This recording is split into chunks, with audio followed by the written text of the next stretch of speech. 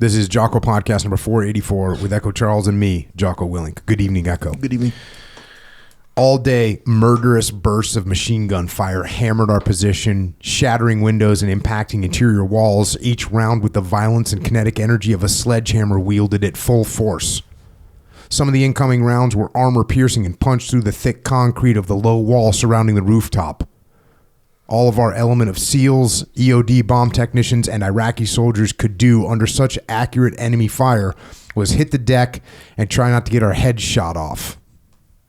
Rounds snapped inches above us, and shards of glass and concrete fragments rained down everywhere. "Damn, some of those bastards can shoot," yelled a SEAL operator pressed as close to the floor as humanly possible. We couldn't help but laugh at our predicament. RPG-7 rockets followed in rapid sequence of 3 or 4, exploding with tremendous concussion against the exterior walls.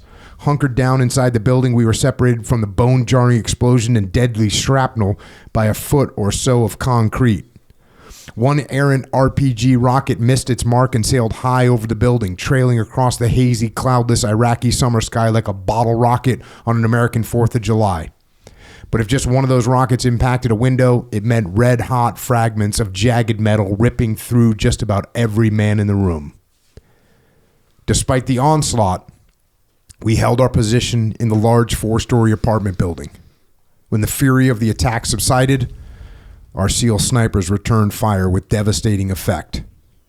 As armed enemy fighters maneuvered through the streets to attack, SEAL snipers squeezed off round after round with deadly accuracy, confirming 10 enemy fighters killed and a handful more probable kills.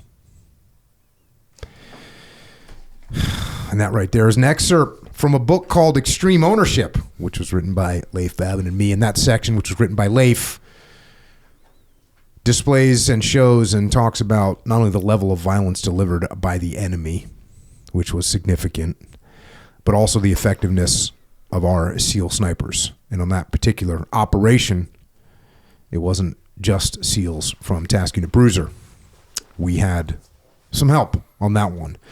And one of the best things about being in the teams is obviously working with the best guys in the world. It's also very random because you can be in the SEAL teams and you can be on a different cycle from someone else, and you might not see that other person for months or years or sometimes even decades. But you still know them and you know their reputation and you track what people are doing. You hear stories, you read after actions reports, you see their name pop up on the advancement lists. But time goes by, and then for whatever reason, you happen to end up on the same battlefield at the same time, and you get to work with them for a day or 2 days or a week or a month and get to do what we all joined to do. And you get to confirm that they are who you thought they were, and their reputation is well earned, and that they're frogman. And then they're gone again, and you continue to track their progress in their career through the stories and the advancement lists, and you continue to see them do great things, and you feel proud to know them. And that's the teams. And when I was at SEAL Team 1, there was a guy who checked in and quickly earned an awesome reputation. He fit in very well with the culture of SEAL Team 1 at the time, which was Stalag Team 1. Very strict, very tough, very hard charging, very operationally focused, and probably overly professional in many aspects. But he knocked out a few platoons there, became a respected operator and a sniper. And when I went the officer route, he went to the Navy's Special Mission Unit, the maritime component of the Joint Special Operations Command, JSOC, and he made it through selection there and became an operator, a combat leader in the global war on terror. And fast forward almost a decade from after we left SEAL Team 1, and that's when we were in Ramadi, and he was able to join our task unit on some missions to see exactly what we were doing and how we were doing it. And we all got to see his professionalism, his expertise, his humility. I like to think that was some shared roots from that time that we spent at SEAL Team 1 with BTF Tony as well. But he continued on his career path. He eventually completed 27 years in the SEAL teams, conducted 18 combat deployments, served as a team leader, troop chief, squadron master chief, chief of selection and assessment, training chief. And during that time, he was awarded the Silver Star, 8 Bronze Stars, Purple Heart, and 5 Presidential Unit citations. And this individual's name is Jim Foreman. And it's an honor to have him here with us tonight to share some of his experiences and lessons learned. Jim, good to see you, man. Thanks for coming out. You too, bro. Thank you. Yeah, it's wild how you can just not see someone for years and then you're just, oh, hey, what's up, dude? And the nature of, I guess it's the nature of the shared suffering and camaraderie of the SEAL teams that it doesn't really matter if you don't see someone for a long time. It's like, oh, hey, what's up, dude? How you been? Oh, good. Yeah, it picks right up. Let's get some background. So where did you grow up? Bay Area, Northern California, Fremont. And what'd your parents do? My mom was a RN nurse up there, and then my dad was an accountant. Okay. Yeah. So any veterans in the family? My dad served in the Army. What did he do in the Army? He was an engineer. Was he in NAM? No. He stayed back and was reserves. I think because mostly he had a family. Uh-huh. And I have a twin brother. Oh, really? Grew up with a twin and a sister, older sister, and had a pretty good upbringing. Nice. Echo Charles, any twin questions? Echo Right Charles now, has a twin as well. This early on. We're going early Are on. you identical or what? Yeah, we're identical. Oh, right on. Okay. That's Shit, it? I'm with you. Oh, okay. Nice. You guys broing out. Yeah, big time. Big time. That is a You know. weird thing, right? Is this Yeah. really Echo? Yeah.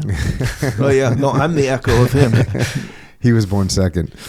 What about school? What were you into? What sports you play? So I did football, wrestling, and some track and field. How much wrestling did you do? 2 years. Okay. Yeah. What years? Freshman and sophomore year. And then no more. No more. Then I switched to football. Oh, okay. But wrestling was awesome. I got an injury. So in my gonads that like shut me down pretty hard. That's a significant getting injury. racked. Yeah. Jack. Yeah.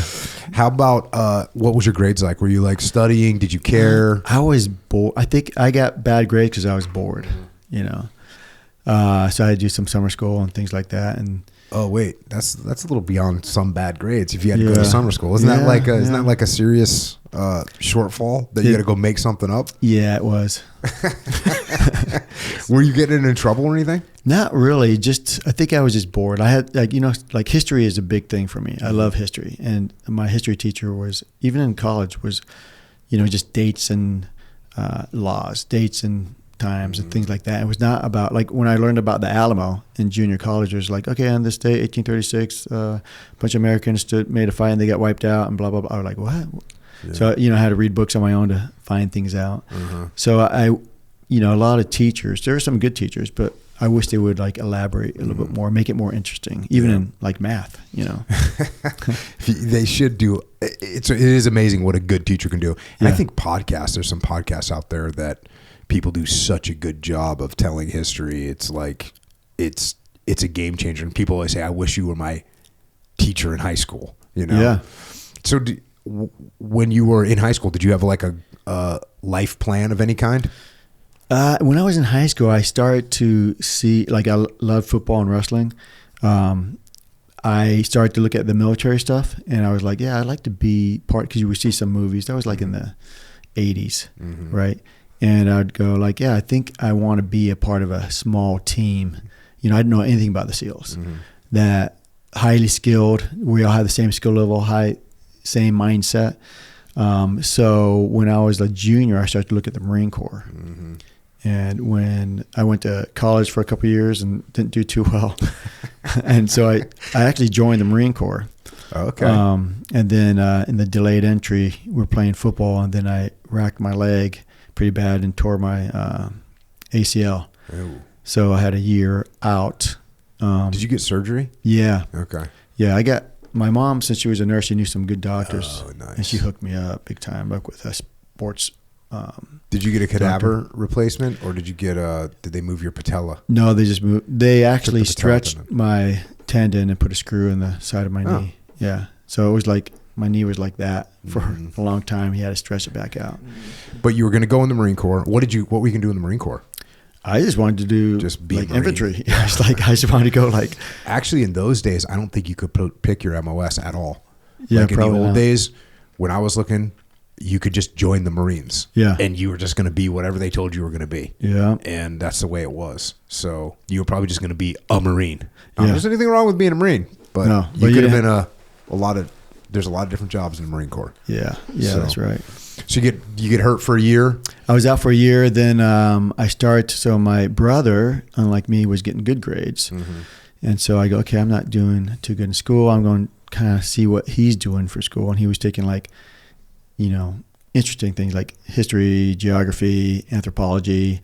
And okay, I'm going to just mirror what he does. So I just went to I just got the same classes as him. No kidding. And I just like basically copied his class schedule. So then, I also had somebody to hang out with and ask questions and learn from because I was not doing good in college. What college was it? It was Chabot College. It was a 2-year college. Okay. I actually got kicked out. That's why I joined the Marines. Or I got suspended for bad grades. For bad grades? Yeah. So then and I got this year off because of the delay entry with the Marine Corps. So I could actually get out of the Marine Corps. Because about that time, I heard about the SEALs. Mm-hmm. How'd you hear about the SEALs? My brother was the first one who brought it up. And then, unbeknownst to me, my uncle was a doctor in the Navy, and he served with SEALs in Vietnam. Dang. And so then I started to hear about those stories, and it was pretty cool. They picked him because they needed an excuse to go in these villages to take care of the kids and the people. But then they would, set up ambushes nearby. But they needed him to take care of the people, so they had an excuse to get in. So he had some really cool stories. And so that's how I found out about those guys. And then you went to the recruiter. Was it a tough process? Well, What year is this now? This is my junior year. Now I'm at, it's now called East Bay College. It was, so it's East Bay now. It's Cal State Hayward back then. But so I was going to my junior year is when I heard about him, and I go, okay. So I got 2 years in. I was struggling whether I should just join now. And then my parents were like, hey, just get your 2-year degree or your 4-year degree. Check. Just knock it out because you're not going to get it again. And I struggled with that, but I did stay in and got my 4-year degree in geography. Back in with some history, like trying to get the easiest thing, but it was the most interesting. Like I could not sit still if it was not interesting. So I took something that was interesting. And at what point, you said your junior year, you enlisted in the Navy or did DEP or No, whatever? that's when I heard about the SEALs. Okay. And then that's when my leg started to heal. Okay. So, because it happened in my sophomore year. So then I just decided to finish the last year and a half of college. And then when you got done with college, is that when you went to Yep, the I just recruiter? signed up. Yep, right after. Before I even got my diploma. What kind of prep were you doing? So your knee heals up, you're feeling strong. Like, did you see the Be Someone Special video? I did. Yeah. We all did, It was bro. always just like these badass combat dudes, with ribbons from Vietnam. They didn't really talk too much about, what you needed to do. So did you run? Did you swim? Were you comfortable in the water? How did all that go? Yeah. I had a pool in my backyard, so that was nice to work on. Nice. Then I would go to YMCA and swim there and do some running and pull-ups and all that stuff. I had a pull-up bar in my backyard. So start to prepare. That's pretty good to go for the what is this now, like 1991 or something like It was that? in the 90s. Yeah, I joined the Navy in 91. Check. Yeah. As you get to boot camp, like, did you think about putting in an officer package at all because you had been to college, or no? No. So I was thinking, like I heard that officers move around a lot, and I go, if I want to be a SEAL, I want to be doing a job for a while, and get the skill, and then maybe later. But I wasn't really thinking about officer. So it was just, I'm going to E-Dog. I'm going to E-Dog all day. Yeah, and also because I heard of, I started to read some books. I forgot which one it was, but most of them were fictional, which is even more interesting, because I forgot the name of the book, but it was a good book about SEALs in Vietnam. So it was maybe UDT SEAL operations in Vietnam. That was one of them. That's a good one. That's just like a big long AAR. Yeah. But the point men, the machine gunners, the snipers, all that stuff was super interesting to me. And then back then in Vietnam, the officers had more power to do things. It was more like, they were more enlisted in a lot of ways. Like they had skill sets that they could use. And not only did they have those skill sets, but then they also were the senior guy on target, the GFC. So it was kind of cool to be an officer back then. They had some, I was going to say, it's like in Vietnam, I noticed I read books on Green Berets because there was a lot of Green Beret stuff going on. Those guys were badasses. A lot of the lieutenants, the officers, captains, and even the SEALs had a lot of freedom to do a lot of things without a lot of oversight. And I thought that was pretty cool. That made me think, wow, these guys could be pretty innovative without a lot of red tape and get the job done. And then Roy Benavides, that guy's a badass. Jerry Shriver, Mad Dog, both Green Berets, really inspired me. I was like, man, they got some power to make things happen. So you head off to boot camp. Well, how was that? A pretty good shock to the system? Yeah, it was all right. I just didn't want to get. So I did the DEVGRU program, which was 6 years, because I just didn't want to get derailed. I did that too. That's what I did. Yeah, I just wanted to get guaranteed that you get the buds, and then it's up to you to make it. So I got that. Where'd you go to boot camp? Orlando. Yeah, me too. Check. Get some DEVGRU. Hot. Yeah. Do you get to buds? How was buds for you? It was good. I got a good story. I was like, when you're doing the fourth phase thing, right? When you're doing the pre-training, getting ready and all that stuff, we had like 127 guys in that fourth phase. And I was looking around, I was like, man, there's some ripped dudes. They already look like SEALs, And when we took that PT test to class up for 181, we only classed up with like 66 guys out of the 127. Damn. And they had room to take at least 100 maybe. But I was like, wow, what the hell? And then one of the guys was just ripped, like shredded abs, looked badass. He couldn't do the sit-ups. I was like, oh, he just has show muscles. He just got show muscles. So all show, no go. Yeah. Bro, I feel like I was doing the class up test. Yep. And my partner, you had to count sit-ups. Yeah. And my partner, like, dude, I didn't really know him too well, but I think you had to do 75 sit-ups to class up, and he did like 73. And the instructor came by and was like, how many do you get? I was like, 73. I just like didn't cover for him at all. Just a total dick. And the dude made it in the next class, and I know him. Like, he's a great guy. Yeah. But I remember just thinking like, well, there's the stand, like, hey bro, sorry, like 73 don't cut it, dude. You needed two more.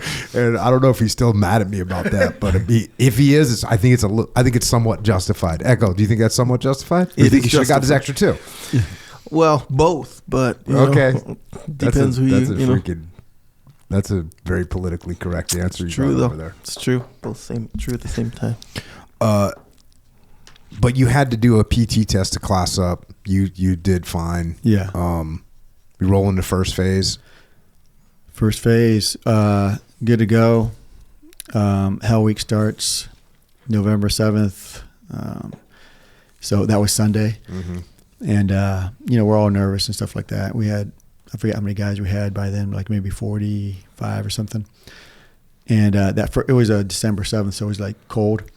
Of course, we do all the stuff all night, Sunday night, and then the morning. You said it's December 7th? December 7th, okay. Yeah. I think I graduated. I don't really remember. You know, like, you ever seen a fake SEAL? And they go, what day did you graduate? And the guy's like, I don't know. And then they're like, you're a liar. I don't know what day I graduated from Buds. Yeah, me neither. But I know it was in the fall. So, and it was the fall of 91. So I probably left just before you started Hell Week. Yeah. That's pretty funny. So you guys went into Hell Week with like, what'd you say, 40 guys? 45, something like that. So that first morning, Monday morning we go into the chow hall all wet, freezing, dripping, sandy. And usually we fit 3 or 4 tables, the big tables, and we all sat on one table. I was looking around, we were like 18 guys left. I was like, holy crap. And nobody looked like a SEAL. They're like me, like I'm 133 pounds, 5'8". And then we had a guy that was like 6'5", looked like Lurch, with big hands, all awkward hitting things. And then fire plug guys that were short and stocky with no neck. Yeah. And we all looked like just like, misfits. Misfits for sure. No SEAL-like dudes. And I realized, I go, okay, so this is a mindset thing. Yeah. This is people that don't quit. Yeah. And then over the course of 5 more months, they make you look like a SEAL just by the amount of push-ups and sit-ups and running, all that stuff. But they can't make the mindset. They can't fix your mind. They only can fix your body. And so they got rid of all those guys. It really hit me hard seeing that. Was there anything that was hard for you in first phase that was like a challenge? Were you a good enough runner, good enough swimmer, just pretty much well-rounded? Yeah, I was right there. O course sucked for me because of that dirty name. Oh, yeah. I finally realized, okay, you have to train, you have to jump over it to hit your waist. You can't jump at it because you're going to bounce right off and fall at whatever the 8 feet. So, that is definitely an obstacle that is very prejudiced against people that are smaller. Yeah. So this thing, Echo Charles, it's like you jump up on a log and then you got to jump onto another log that's like right around chest high. So you got to jump up and hit it with your stomach and kind of pull yourself, and you got to stand up on that one. Then you got to jump to another one. So the shorter you are, the harder it's going to be. And it's not just the height, it's also the distance. Yeah. It's you got to jump far. Yeah. So you have to try to jump past it to land on your waist. Otherwise, you're going to hit your chest and fall backwards. So you had a little bit of a challenge with the dirty name, huh? But it was good. It's like, I remember the first time, they did some good mental stuff on everybody, like how, okay, get your best time. You get your best time. Okay, now you go get wet and sandy and beat your fucking best time. Mm-hmm. Or you're going to do it again. Mm-hmm. And then you're just doing it over, because now you're tired and you're wet and sandy. And you're like, God, why did I get my best time? I should have sandbagged that first one. The running the O course wet and sandy, I don't think they actually do that anymore. Oh, that's too bad. I'm not 100% sure, but I don't think they do it anymore, because that made the O course so much harder. The way your just traction was terrible. Slippery. Just freaking. And there's a couple, the stumps, remember the stumps you'd hop on? Those are now just tires, like football. Yeah, I like those things because those were tricky. Wet and sandy, that thing was like, it was varnished or something. It was like glass. Yeah, that thing sucked. So you made it through Hell Week, and through first phase, you roll into dive phase. How were you in the water for all that? I was good, except that was the one thing I failed was pool comp. Mm-hmm. Holy crap. So because then you fail pool comp, and what it was you got like the shoulder straps and the chest strap, and you got the 1 inch or half inch floating around. So I pulled, I was trying to pull my chest strap, and I pulled the shoulder strap instead. So procedure. So I failed. And then waiting all weekend sucked, because if you failed again, you're done. Yep. Right. And then Monday came around, and we had 5 guys retake it. And they put me through. I'm glad they did, because it made me feel like I earned it. But I was underwater for like 18 minutes. Like they're like, fucking around with me, punching me in the stomach, doing all that stuff till I had nothing. Like even the air bubbles you're trying to breathe through to get the extra. Because I don't think they may fail you if you come up too soon. So you're trying to do everything you can to put that rig back together, breathe from it, and all that. So like the whammy knot on the fucking inhaling tubes. Like when they put that whammy knot, it's like, because I've seen some guys, they think that they're done. They're like, okay, I'm done. And they're like, nope. You got to get that knot out. Yep.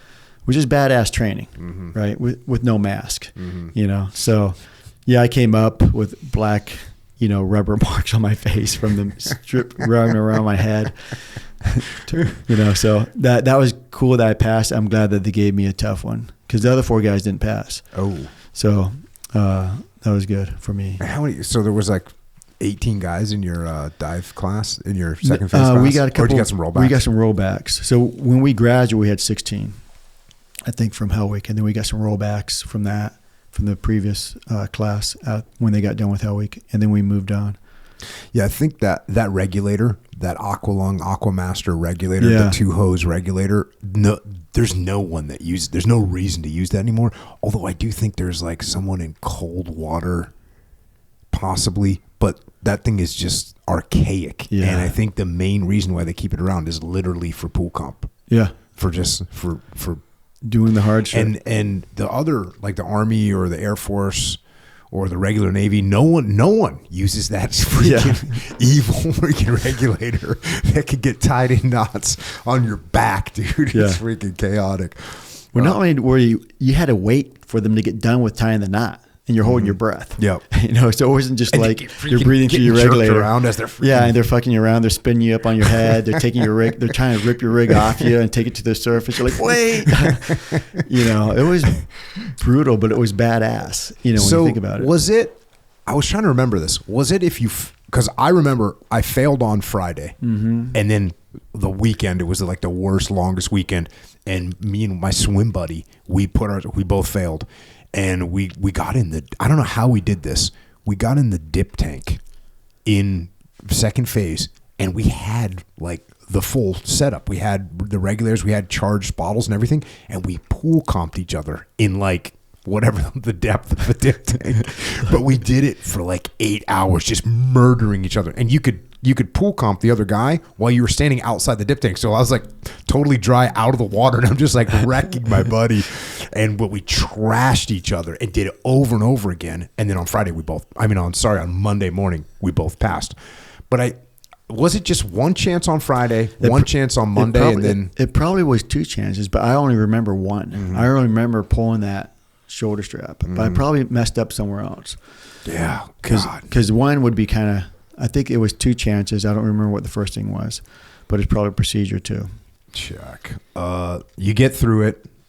Then it's third phase, going to the island. Yeah.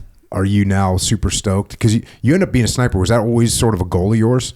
Yeah, I was a good shot. So it's like it revealed itself that how good of a shot I was, like at Buds and also at SEAL Team 1 when we started going to an island and stuff like that. And I was like, oh, this is cool. I definitely want to be a sniper. But third phase, so like shooting the pistol, you were good to go. Yeah. Shooting the rifle, no factor. Yeah. Isn't it weird? There's like some people that just suck at it. Yeah, it always baffled me, like why, like to me, a SEAL, you'd always have expert, and I remember seeing like S on one of them. I was like, what? You're like, yo. How did you make it through Buds? I think they might roll you now if you don't shoot expert. That's right. Which is good. Although, if you get if the guy gets rolled in Buds, he could get to the team and he's going to be shooting expert in like a month. Yeah, I mean, it's just a lot of it was giving the proper instruction, which they did. But some instructors, they get impatient, and when the students like feeling that hate towards them, they mess up. So yeah, there's a lot of stress. And this is back in the day when you'd graduate Buds. That was kind of the big deal graduation. Now it's when you graduate SQT, you get your trident and everything. Then you go to your team. But you're just like me, because I was 177. So did you graduate with 180? 181. Yeah, I started with 181 and finished with 181. Okay. Yeah, so that was you went to Buds, graduated from Buds, no trident. And did you put in that you wanted West Coast? Yeah, I put in I want SEAL Team 1 just because that was like the Vietnam guys. I go, okay, there's still some guys hanging out there. Yep. And so I thought that would be the one. Yep. And you got those orders. How was it showing up at SEAL Team 1 as a new guy? Good. They did the fucked up thing where it's like, hey, go to engineering and ask for this guy, some guy that died, or whatever it was. Yeah. But they fucked. Obviously, they fuck with you. Yeah. Big time. Was FAC the Master Chief at the time? He was. How was that check-in procedure? Intense. I mean, he was the old Vietnam guy. He was later on. I never even talked to him personally until one time we were out in, I think it was Guam. He showed up and he was actually a regular guy. I was like, oh shit, he's just a regular guy. He mellowed out a lot towards the end of his tour there. Yeah. Because he had been at SEAL Team. He spent like, I mean, he did 30 years. He probably did 25 years or something like that at SEAL Team 1. Yeah. Like, he was there for a long time. Yeah. I checked in with 3 other guys, and we were, like, outside of his office. And he's like, get in here. And so we're like, staying at attention on our whites. And he goes, fuck you, and fuck you. Get out of my office. I was like, oh, my God. Like, what am I doing here? And then once we were all new guys together, he assembled us, and we were in the classroom, and he came and told us, like, keep your mouth shut, keep your ears on. Keep your mouth shut, keep your ears open. Don't be late, and don't forget any gear. And that was like, Roger. That's what he said. Yeah. I was all ears at that point. Yeah, that's good advice. So you also, like me, you didn't go through SQT at the group or at the center. You went through STT, SEAL Tactical Training at SEAL Team 1. Yep. And where'd you guys do land? Did you guys do land? Nyland. Yeah. Just straight into the mix. Yep. It was good. I think we fucked up somewhere, and we had to spend 2 more weeks out there. But it was kind of cool to have the instructors from SEAL Team 1. Yep. You know, because then you might get a platoon. They may be your platoon chief later. 100%. So that was kind of cool. Yeah. Yeah, there's definitely some advantages to it. I think that, thankfully, they unified everything together, because those guys are getting the SQT training is like really good right now. Yeah. And it's much more uniformed. So no matter what team you're working with, everyone's got even more of a baseline, that's like the same. What was your job going to be in your first platoon? Did you know? I didn't know. I wanted to be point man, but I got 60 gunner, which I loved. Yeah. Like, that was badass. Yeah. Yeah. 60 gunner with a couple other guys, and that E3, 18.5 pounds, 500 rounds, a couple, maybe 50 extra rounds for a little bit more, but that was awesome. And I don't know if they do it that much anymore, but like, we used to like practice singing, like the da-da-da-da-da-da-da-da-da-da. And that was just nonverbal communication. And I thought and that started us off with as SEALs, like how we use body language and shooting and different techniques. Like, like you're getting ready, my 60's going low, so I'm doing like 3-round bursts, and the other guy hears that, so he's like laying on the lead. You switch out, and then you just give out like 12-round bursts. Now you're back singing.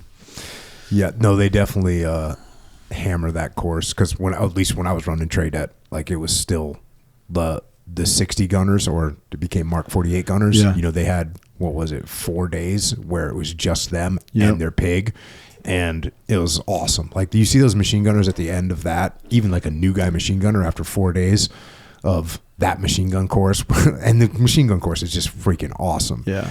And the deal with, like, you get some SEALs, when a SEAL gets really into something, bro, they just break that thing down, and so you get those guys that are instructors, and they love being an A-dub, and they're going to make those guys into really awesome A-dubs. So it's holding strong, man. It's holding strong. That's good to know. What's crazy is I had Roger Hayden. You remember Roger Hayden?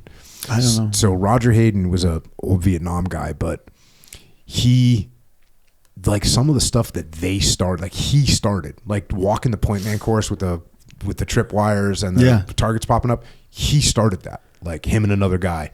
And we still do that now. You know what I mean? So it's like these courses that came from combat, and they just got passed down from generation to generation to generation to generation, and they're still there now. That was one of the coolest things, was that point man course. Yeah, like, very cool. I love that they had like a 60 course where you got like, almost a week of solid stuff, and you come out of that and you're just like, you understand what your job is. Like, you're at the door, you're laying down lead so everybody can get through. It's like that type of training. If you go down, they don't care about you. They're picking up that 60, getting lead down first before anybody grabs you. And then that point man course was, you could tell it was like right from the Vietnam days. The little tricks that they had. Yeah, I was at like a SEAL thing, and I was talking to some new guy, 60 gunners or Mark 48 gunners, and I saw Roger Hayden. So I bring these guys over. I say, "Hey, Roger, I was talking to these guys. They're pig gunners," and he just looks at me. He goes, "The pig is an area fucking weapon." That was the first words out of his mouth. I was like, thank God he's passed this knowledge on, man.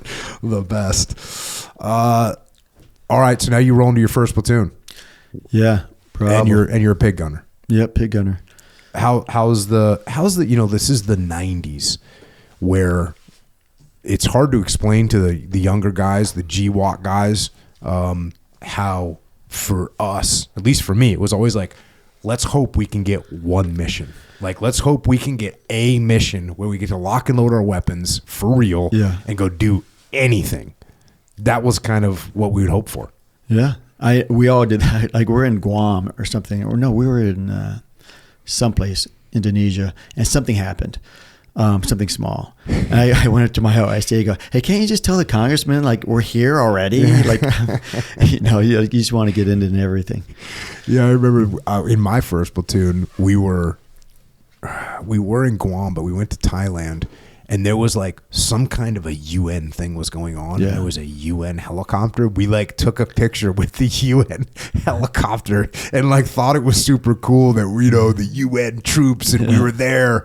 It was just different. And but I will say this, and we just kind of talked about it, dude. We trained freaking hard. Like, we trained so hard. It was almost, there was in a way, training for the unknown. You would just think about, the fear of not being prepared enough. I think that compelled us to train even harder because we just didn't know what to expect. Like, will I be ready? Yeah. And I think that had a big impact on me, and how, would we get the call? Are we good enough? Will we know our weapon systems? Will we be, do we know our comms well enough? And like all these things, which the funny thing is, all that stuff is kind of, it's actually not that hard. Yeah. That's where you went on your first deployment? You did your Guam deployment? So yeah, we did the PACOM. Okay. Yes, based out of Guam. Did you guys do just exercises? Yeah, we did Cobra Gold, which was fun. Yeah. 4 weeks, 5 weeks there. But working with the Thais, that was great. Yeah. Yeah, man, there's some SEALs that never left. Yeah, exactly. They're still there today with how much land they got, their own house, and probably the third or fourth wife. Yeah. Simultaneous wives, I think, for some of those dudes. You come back from that deployment. What's next? I jumped into Golf Platoon. They need it. It was like they're already on their cycle, so I jumped into Golf, and then I was their rear security point man. Mm-hmm. And how was, as you're now a new guy in your first platoon, now you're in your second platoon, what are you looking at from a leadership perspective, and what are you seeing? I'm seeing the difference in leadership, the slightly difference of the chiefs and the LPOs, which was, they're both good. But I did notice that the chief, if you got one that was like, because my first chief was badass. We talked about him. Or he was the LPO. Okay, yeah. So the LPO was badass and the chief was badass. And then my second platoon, the chief was okay. He was still good. He just wasn't like, wow, I got spoiled in that last one with the chief and the LPO. And then you can see the team, the squad leaders picking up. Yeah, well, this is what I realized when I worked at TradeEt was if you had a platoon, my initial thought was like, all right, the chief's got to be the tactician, the officer's got to be looking ahead, the LPO's got to be driving stuff, and I had this kind of mold of what I thought it should be. And what I realized after a relatively short period of time was, dude, I just want to have like a couple good, if I can get one or two good leaders out of that top four, the platoon's going to do fine. It doesn't really matter. If the officer's great and everyone else sucks, it'll be fine. If the chief is great and everyone else sucks, it'll be okay. The LPO is great and everyone else sucks. Like, you just need a leader that can make things happen, and it makes such a huge difference in the whole zone. And I had to open up my mind and be more flexible to what roles people were going to play, because look, man, there's some chiefs that they're just going to run everything, and it's just going to be, they got 8 platoons under their belt. They're smart, they're humble, they make things happen. And it's like, no, look, that officer doesn't really have to, he didn't even have to show up, to be honest with you. And then sometimes like, oh, that chief came from shore duty, and before that he did, worked at some other shore duty, and he just doesn't know what he's doing. And then it's like that officer better step up, or the LPO better step up or something. But you just need a guy to make things happen. Yeah, you're right. You rarely get all 4 badasses. Yeah. That's very rare. And sometimes if you get 4 guys that are really good, they also come with 4 really big egos, and now you got conflict between, you know, the chief and the OIC or the chief and the LPO, and those things are just, it's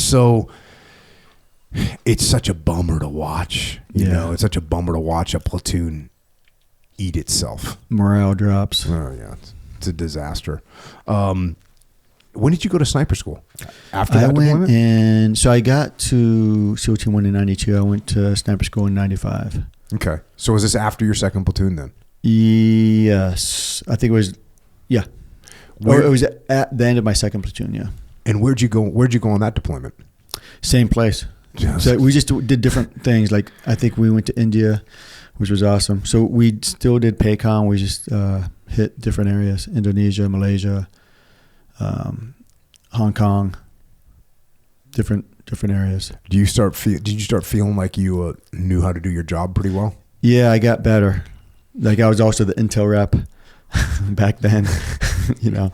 So laminating maps. Yeah, I was just basically the guy that got all the RFIs and, you know, briefed whatever. You know what else was crazy was back then was on my first deployment, we had one computer. Yeah. Like one computer. And it was, the only person that even knew how to turn that thing on was the officer. And everyone else was just like, every single brief was on whatever, the butcher flip block. charts, and just, that's how we rolled. Yeah. It was like magic. The you know, the mission planning stuff was just paper and magic markers. Yeah. And that's crazy. We didn't how have much a it whiteboard. changed. There was no whiteboard. It was just Didn't like even have dry butcher erase block. boards. That dry erase board would have been high tech back then. Check. So it's pretty standard deployment for back then. Yeah, all 3 of them were standard. Mm-hmm. Yeah. Did you have anybody ever get in any trouble or anything like that? Oh yeah, yeah.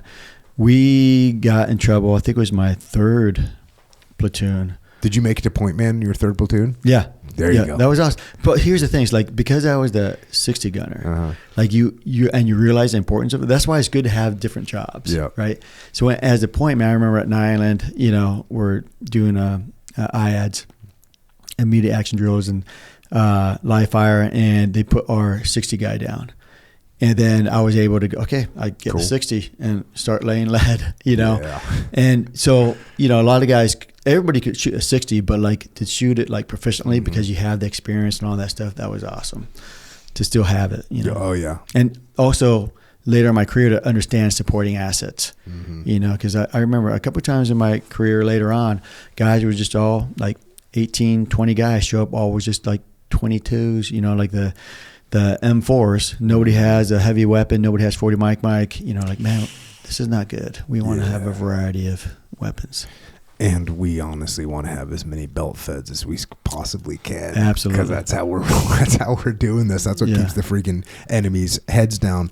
So you get done with your second platoon. Now you go to sniper school. How's sniper school for you? It was good. I loved sniper school. It was, you know, did you go to sniper school? Nope. Okay. So yeah, laying out in Kalinga, flat ground, was a couple of tumbleweeds, trying to do a stock. You know, that was tough, but it was great training. There's a lot of people.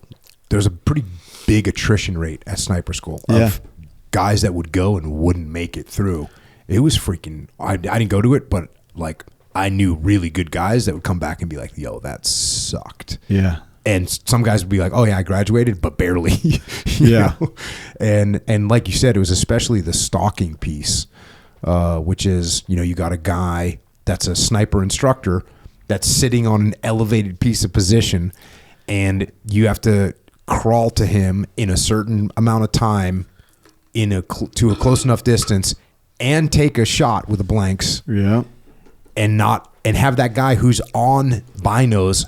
Two guys on binos trying with all their might to find you. Right. And it was a challenge. Like they made it, they felt like they were shitbags that they couldn't find you. Mm-hmm. So like when you take that shot with a blank, you just have to sit there. Right. And they have, I don't know, anywhere from 5 to 10 minutes to scan. Okay, we just heard a shot. And then they got walkers and they go, hey, I see something suspicious. Walk to your right 50 yards, you know.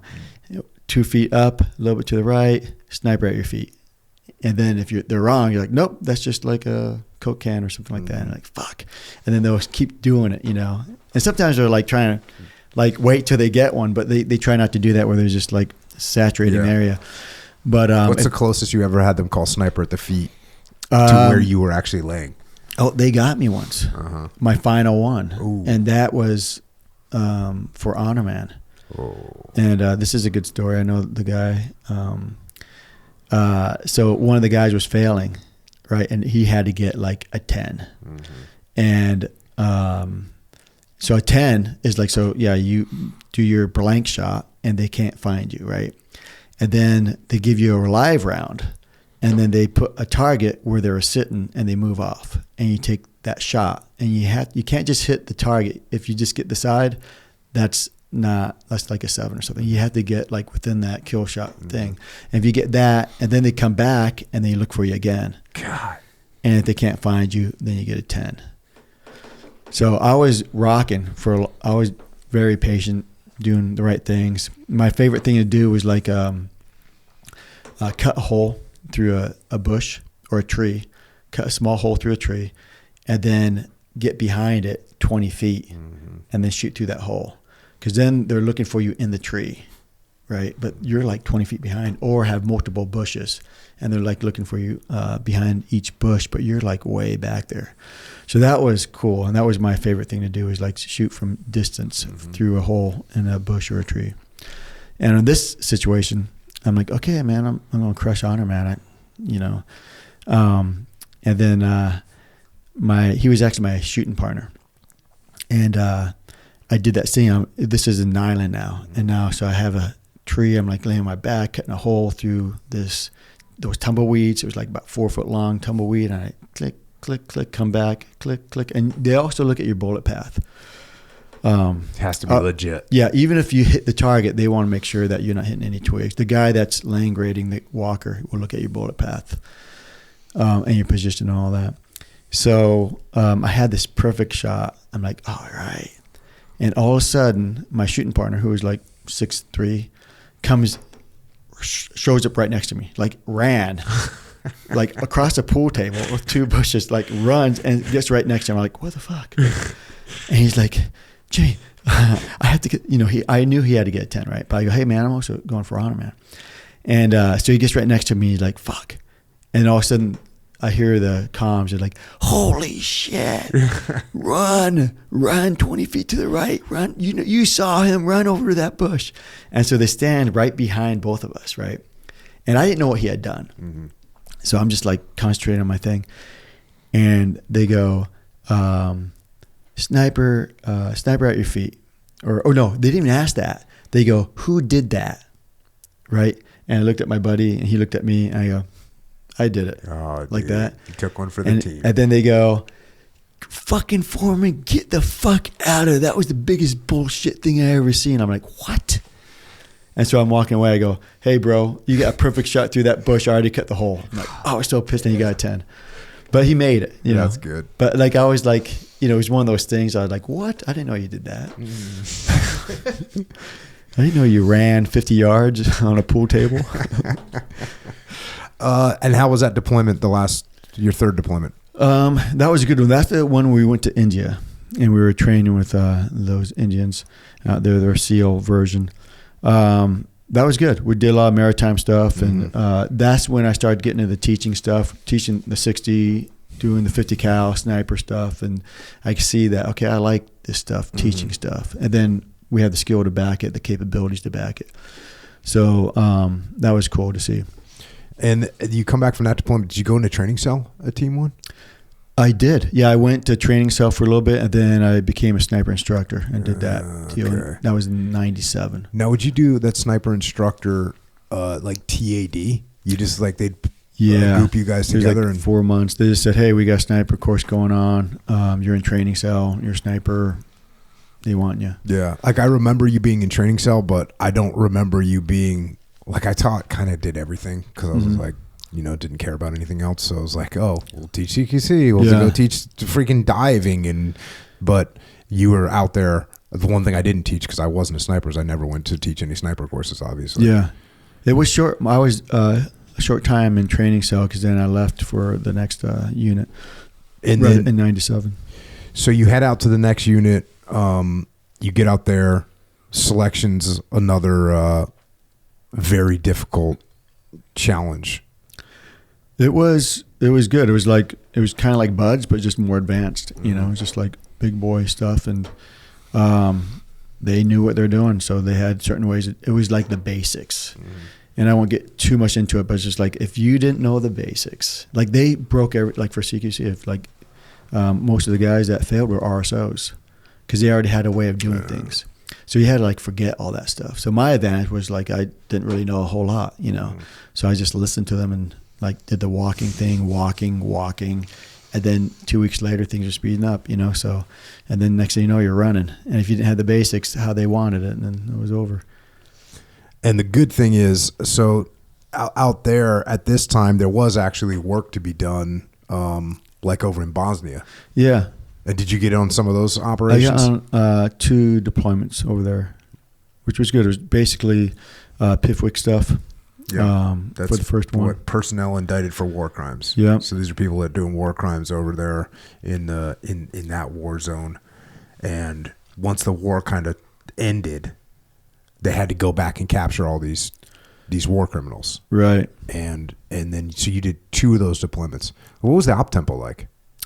Back home it was slow, but over there, so you would only get a couple guys that would go during a certain time in your training. And so they get like maybe 4 or 5 guys that go, or once the war kicked off, then we had a whole troop go over there, because then it was like not only PIFWICs, it was also like terrorists that were working out there with NGOs, funding money and things like that, and that was cool. So basically when you go over there, it's just basic a low vis type thing. You're wearing the clothing that they're wearing, just taking photos, documenting, tracking, building up a target portfolio on the guys that you're looking at. And eventually you're going to nab them and roll them up. Yeah. And you do those low vis type things? Yeah. So we never nabbed anybody. We turned it over to the big dogs, FBI. Yeah. And they grabbed one of the guys that we had tracked for them back in Chicago. So they didn't want to do it over there because they knew that he was tied to all these different NGOs where they're funneling money. And one of them was Chicago, and that's when they grabbed him. Check. And then so where are you at September 11th? I was training FBI at the command. No kidding. Yeah, so we were doing just CQC, and then one of the guys came in and goes, "Hey, man, planes just hit the towers." And at first I was like, "Plane hit the tower? Like a small plane?" Like I didn't understand. And then they left because they're from D.C. They took off, and that's when, or I think the second plane hit, they took off. And then that's, okay, yeah, that's definitely deliberate, and that's 2 airliners. So when that started, a lot of guys were thinking, "Oh yeah, there's going to be a deployment or 2, and then it's going to be over." I was like, "Oh no, there's a lot of moving parts on this one." Yeah, well, I thought the same thing. I was actually in college because I did the Seaman Admiral program. So then I had to, once I did a couple deployments, I had to go to college, and so I was now in college, and I called the detailer who I had worked for, and who was a friend of mine, an awesome guy, and I was like, "Hey, sir, like, just send me back to a team. I'll go to college when I'm older. I'll do online courses or whatever. Yeah. I don't want to miss this." And he's like, "Hey, Jocko, this is going to last for a long time." And of course, I didn't really believe him. Yeah. And the other thing that he told me, he actually told me this like a couple of years ago. Like, I'd be like, "Oh yeah, I called him and told him I wanted to go." Every freaking guy called him. Like every SEAL that wasn't at a SEAL team was like, "Hey, sir, please give me orders to a SEAL team." That was every guy. So that's the kind of guys, that's of course. Yeah. That's of course every guy that's not at a SEAL team is like, "Get me to a damn SEAL team now." And I think everyone's thinking, otherwise we're going to miss it, because if you looked at Grenada, if you looked at Panama, You're quick. if you looked at the first Gulf War, it was like if you weren't lucky enough to be in the right time, in the right platoon, at the right place, it was like you're just going to watch it and it'll be over in 24 hours, 48 hours, 72 hours, maybe a week at the most. And we all just thought, well, it's going to be over quick. Yeah. But boy, were we wrong, huh? So what So when did you actually get overseas? The first time was right after, like in early 2002, January. Oh, okay. And that was just an advance, just to check it out, because we were getting ready to deploy. So I went over with like 4 other guys from my team, and we checked it out, and then we came back, and then we deployed in 2002. And what was that? What was the like op tempo like in the mission set you guys were looking at? I think a lot of people thought that was just going to end pretty quick. So I was with a sniper team, and I had some awesome leadership. So during peace, we were training really hard. Like if we did cold weather training, we're actually like making snow caves and packing our rucks like you're supposed to, like taping up all the, the 1 inch, and understanding that you don't want to just dump your ruck out to find something. Dude, that winter warfare thing on the East Coast, like I know Team 2, when we were geographically located, and Team 2 was Europe, and they had some dudes that were freaking all in on the winter warfare activities. You're getting the Norwegians. Hell yeah. Those guys telling it how it is, making sure that you did things right. So that was cool. And also we had guys that were just like recce guys that just understood, even in the jungle or woodland, that you have to have your ruck packed right, and you could compartmentalize. And I mean, we came up with that one where the top pouch you could undo and put it around your waist for, so you could go off for, 12 hours and not have to take your whole ruck, things like that. So it was good. That deployment was good because we already had those skills. So we weren't walking. We were walking, but at least we were walking. As opposed to crawl, walk, run, you mean? Yeah. That type of So, metaphor? because I saw some other units that were out there, and they're like crawling. And it was like they didn't have the ruck idea. Because you're out there for a long time, and those mountains are killer. It's like Yosemite, but you're not using trails, So they had trails and stuff, but if you get off that goat trail, you're done. I mean, like it's brutal. And those mountains separate other countries like Pakistan, so you walk, and then they don't understand where the line is. So you're in Pakistan, and they don't get it. So we had to abide by the rules, and they don't. But it was good. It was good to be up in those mountains, up north, northeast, and then even interior, because that's where those guys were up there with their camps and regrouping and doing their stuff. And so as part of a recce element, you were doing primarily recce? Yeah. And then how long was that, like into 2003? So, 2000, that deployment, and then we deployed again, 2003, 2004. When did you go to Iraq for the first time? 2003 for the invasion. Oh, so you're there for the push-up. Yeah. How was that? That was good. I mean, talk about having every single asset you needed. I mean, there was one operation we did where it was a deep penetration because, Iraq wasn't secure. We left from a different country, and we flew in our helos, and they said that they had 3 aircraft per guy. That's how many aircraft were in there. Damn, dude. Oversee us. Because it was a big deal. They're shooting like those damn missiles at us. Yeah. I remember refueling because there was a long insert, and we seeing like a telephone pole go past it. Like, what the fuck? So they definitely had their defenses up, and it was good to have all those aircraft because they're taking out targets as we're moving in. 3 aircraft per man. That's freaking crazy. Yeah. And that was on the push up that you had all that going on. Yeah. And then we ended up flying into Baghdad once it got semi-secure, and then we start working out of Baghdad. And out of Baghdad, were you guys doing like kind of hits, just DA type hits? Yeah. We're just knocking out like whatever. We had like a list of guys that we need to find and capture, and then we're just knocking them out, just along with the other units. Yeah. Just bringing them down, finding out where they're at. Yeah, I got there in 03, and that's exactly what it was. It was like, one of our jokes was saying Baghdad SWAT. Yeah. Like load up the trucks and we'll go freaking hit that target, and we'll do it the next night. It was just like pretty straightforward, and at the same time super cool because it is like the ops would take like an hour, Yeah. you know, and we had good intel coming in, relatively good intel.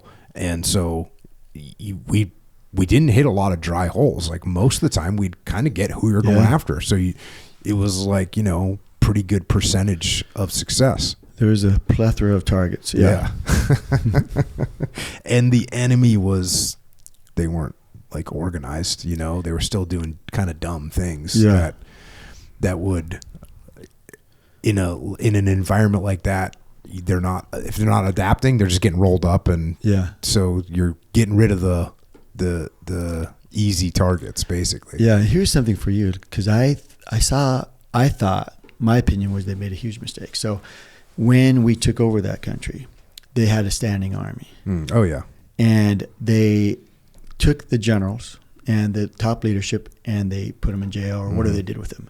And then they they disbanded the army pretty much. So the whole Ba'athist party. That was a huge.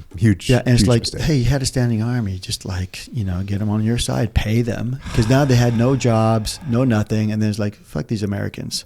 Yep. You know? No, that's probably one of the biggest blunders and lessons learned. Yeah. You know, these are even a normal soldier, they're like, okay, cool. Like, am I getting paid? Yeah. Cool. Well, you want me to face this direction? I'll face that direction. Yeah. Oh, you want me to face the other direction? Okay, I'll face that direction. Like, give me my money. Let me take care of my family. And it's not like they're going to be able to be gainfully employed if you fire 100,000 or 200,000 people. Like, what are they going to do? Yeah. I'll tell you what they're going to do. They're going to get paid by some insurgent to put an ID in the street or shoot a mortar or shoot an RPG. Yeah, that was not good, and I think that's pretty universal. That was a mistake. Yeah. But I did, you know, did you get to see like the people welcoming you with American flags and all that stuff? They loved us. Yeah. And I felt bad because there's sometimes we had to bust in their house to look for something or somebody, and they're just like have a tray of fruit, you know, to give to us. Hey, we understand, you know, we understand you have to do this. Well, you know, I felt bad for them. Yep. But they're super friendly because they wanted, you know, that regime out, and they saw us as the saviors, and they want their country back. Yeah. Yeah, boy. It's one of those reasons. It's one of those things where I think that as Americans, and especially as our senior leadership in America, and by senior I mean like the senior leadership at the time, looking at the situation and thinking that everything is going to go the way we want it to go. And that's the thing with war is, it is one thing I can guarantee you about war is things are not going to go the way you think they're going to go. And if you think you're going to roll in there and because they're waving American flags when you get there, they're going to keep waving those American flags. It's like, well, not if you fire 200,000 people in the army. I don't even know what the number is, but it's hundreds of thousands of people. And then, look, we can kick in your door tonight and you'll give us fruit. But if another unit kicks in our door 2 nights later, and then another unit kicks in our door 4 nights later, eventually we're not giving you fruit anymore. Eventually we're just pissed. And then, not to mention, what if you hurt somebody? You know, what if someone gets injured by a breach? What if you destroy their car? And then what happens is Al Jazeera shows up with cameras and they start record, oh, look what happened to this family. Look what happened to that. And it's just little by little that mob mentality, the tide turns. Yeah. So you're there in the push-up. And then do you go to a cycle of going to Iraq, or do you start bouncing back and forth between Iraq and Afghanistan? We did both for a while. And so we got back from Iraq, and then it was like only a couple months where we went back to Afghanistan. And what are you, like a team leader at this point, or are you still just a shooter? I was a sniper team leader. Okay. Yeah. So, and then the recce guys had a lot of experience up in the mountains, which paid off because we were also the point men for the troops and the teams and stuff like that. So back to Afghanistan, I think it was like 3rd time now, you know, by then, or maybe 2nd, going on my 3rd. And the cool thing was that we were just, the cycle was quick. So we got a lot of experience over there. Like we'd come back, train, go back over, and we see the same people, same interpreters, same personalities. We just pick up where we left off. So that was good for us to have that experience. Yeah, that quick timeline, I think has some advantages to it because I think the ideal way to fight a war is the way they fought World War II. Yeah, you're there for the duration. You're there until we win. I think that cycle of, hey, you're going to be gone for you're going to be there for 3-4 months, come home for a short period of time, go back for 3-4 months. And it sort of is, I think that's better than, all right, you're going to go for a year, but then you're not going to go back for 3 years, 4 years. And that I think the way we did that, the way the military at large did that was not the best way to do it. I think either shorter, where you even though you're going home sometimes, you still feel and you still have continuity. Yeah. Because I think when you start going 6 months, when you start going home for a year and a half, the continuity's gone. No, it's just gone. And then you have to relearn new tactics, new procedures that the enemy's using. Yep. Everything changes, so you're just back to it's like your first deployment again. Right. So I think you got to make the home time frame short enough that when you go back again, it's not like you're having to relearn and you're on a totally different deployment. Yeah. And obviously guys are going to get burned out of doing that. And then you go, cool, you're done you send them to shore duty or whatever, send them to 3 years, let them take some real legit downtime to decompress. But man, when you're switched on, stay on and keep it rocking. It's true. You can see even the leadership, the senior generals and admirals out there, they switch out. And then the next guy comes in, he's doing his own twist on something, But if you had the same guy out there, and if he fucks up, whatever, you get a new guy in there that could get the job done. But the whole thing is to end the war, not just to have it prolonged. Yeah. And then learning new lessons and somebody else, I think I know how to do it. And then they try it and it fails, and then they got another guy come out, well, I'm going to do this thing. But if you had the same guy out there, it's like, I tried these 2 things and it failed. Now I'm going to do this one. Yep. Yep. And I'm seeing my mistakes. I'm getting experience from dealing with these people out here, and I think we could do this efficiently. Yeah. And I think that when you look at the fall of Afghanistan, I think one of the many contributing factors is if Echo's out there and he's training up some local forces, he says he trained them up to a level 4. Yeah. And then you get them, and look, those guys aren't getting any better. But what do you say? You go, oh, I'm Jim, and I train them up. Now they're level 5. And by the time it gets to me, I'm like, well, I'm going to do better than Jim. I got to prove that I did a great job too. So now I'm trained them to a level 6. And you do that and by the way, they're still level 3 because Echo was lying, you were lying, and I lied, all to get our promotion, all to look good. So we all lied, and the Afghans weren't any better. Right. And that basically happened for 20 years. Yeah. And look what happened at the end of it. Oh, the Afghans are good. You remember, what was it, 2 or 3 weeks before the pullout? They're like, oh, they're up and they're ready to. Yeah. That was just based on lies and lies and lies instead of somebody just saying, wait a second. And everybody on the ground was like, no, this isn't good. This is not good. I mean, I said that in Iraq, when we left Iraq, it's like, hold on, no, hold on. The Iraqis have gotten better, but they're not ready to hold down the fort. They might hold it down for a little while, but they're not ready. And the politics took over. Yeah. Freaking ridiculous. It was horrible. So you're doing now just back to back cycles, coming home, training, and then going back on deployment. Now, are you in a sniper element this whole time? Yeah, I switched over, took basically a platoon size group, and that was cool because now it's like an assault type group where I also had a sniper team and assault teams and stuff like that. That was great. And you're getting experienced. How's the casualty rate at this point for you?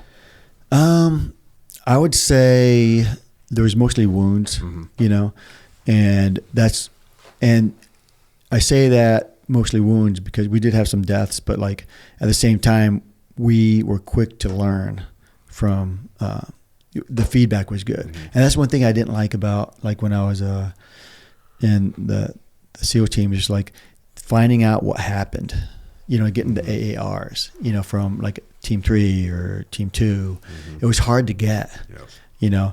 So where I was at, there was like it was still hard to get from different teams that were out there. But like with the snipers, it was easy because we had the same building and we just talk about it and we could get back, we could email them and stuff like that and find out. So we could prep training for, okay, this is what they're doing out there now. So we could get there a little bit of higher speed. Mm-hmm.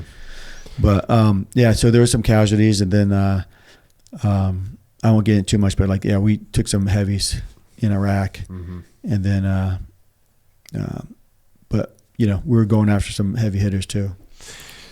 When you came out to Ramadi in 2006, and what was it that, I mean, obviously you guys knew that we were killing a lot of bad guys. What was it that, how'd you end up coming out? I forget. Good question. So I was the operations guy. So I didn't need to deploy, but I liked deploying.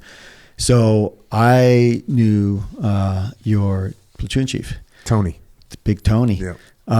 So I did a platoon with him at one and learned a lot from him. Big land warfare guy. Oh, right? yeah.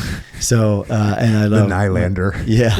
So we came and did a visit for you guys. And I brought my sniper rifle because I was like, good call. I was like, hey, I know I'm the ops chief, but like, you know, so I told my leadership, I said, hey, so we as a unit do not have urban sniping. We got rural, but we don't have any urban. You know, can I stay here and just learn from these guys? Because they're doing urban. You know, why wouldn't I? And as long as they allow me, can we do that? And so that's what my pitch was. And they're like, yeah, just talk to Jocko and Tony. Mm-hmm. You know, so that's how I got in. I was like, cool. Yeah, and I always had a relatively open door policy for team guys, especially, I mean, if I know them, then that's a lot different. But I always tried to.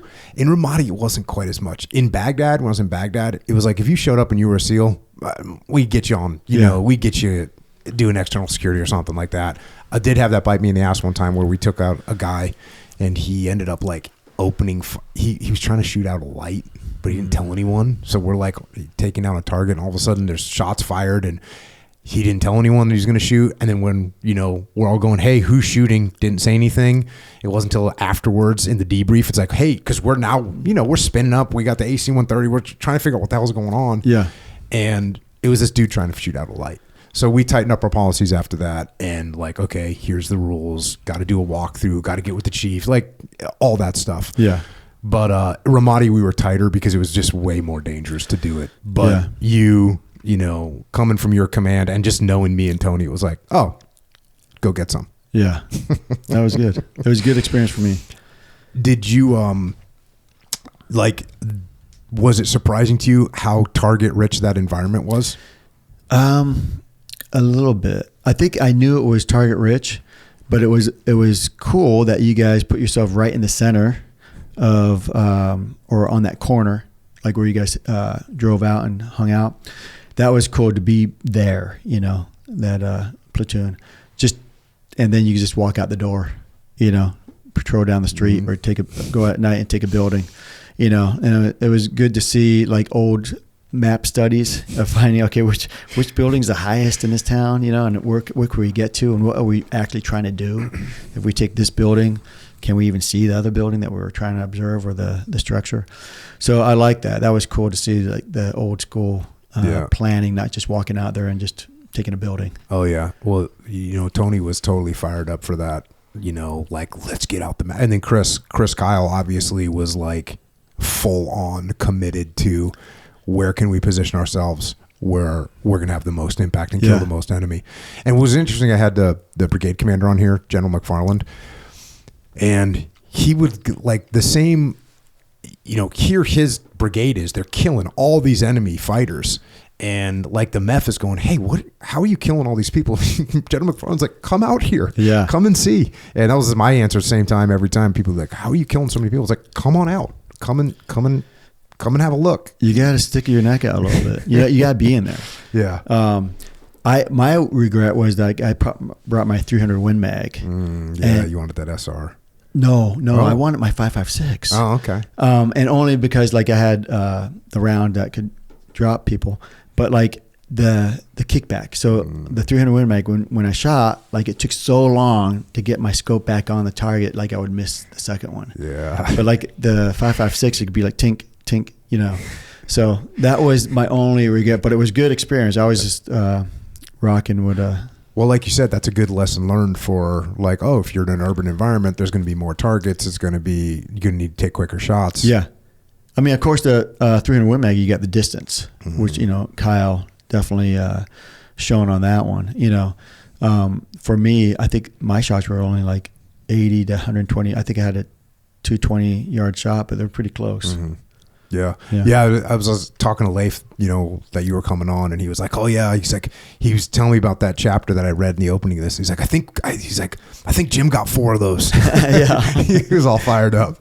Yeah, and it was definitely, we were doing things that made a lot of sense to us, but I found out afterwards, people would be like, "Why are you going out in the daytime?" I was like, "Hey, wait, what do you mean? Why are we going out in the daytime?" It's like, number one, we have Iraqi soldiers with us. They don't have night vision goggles. Number two, we're going to go out in the nighttime and we're going to get in a position where we're going to stay.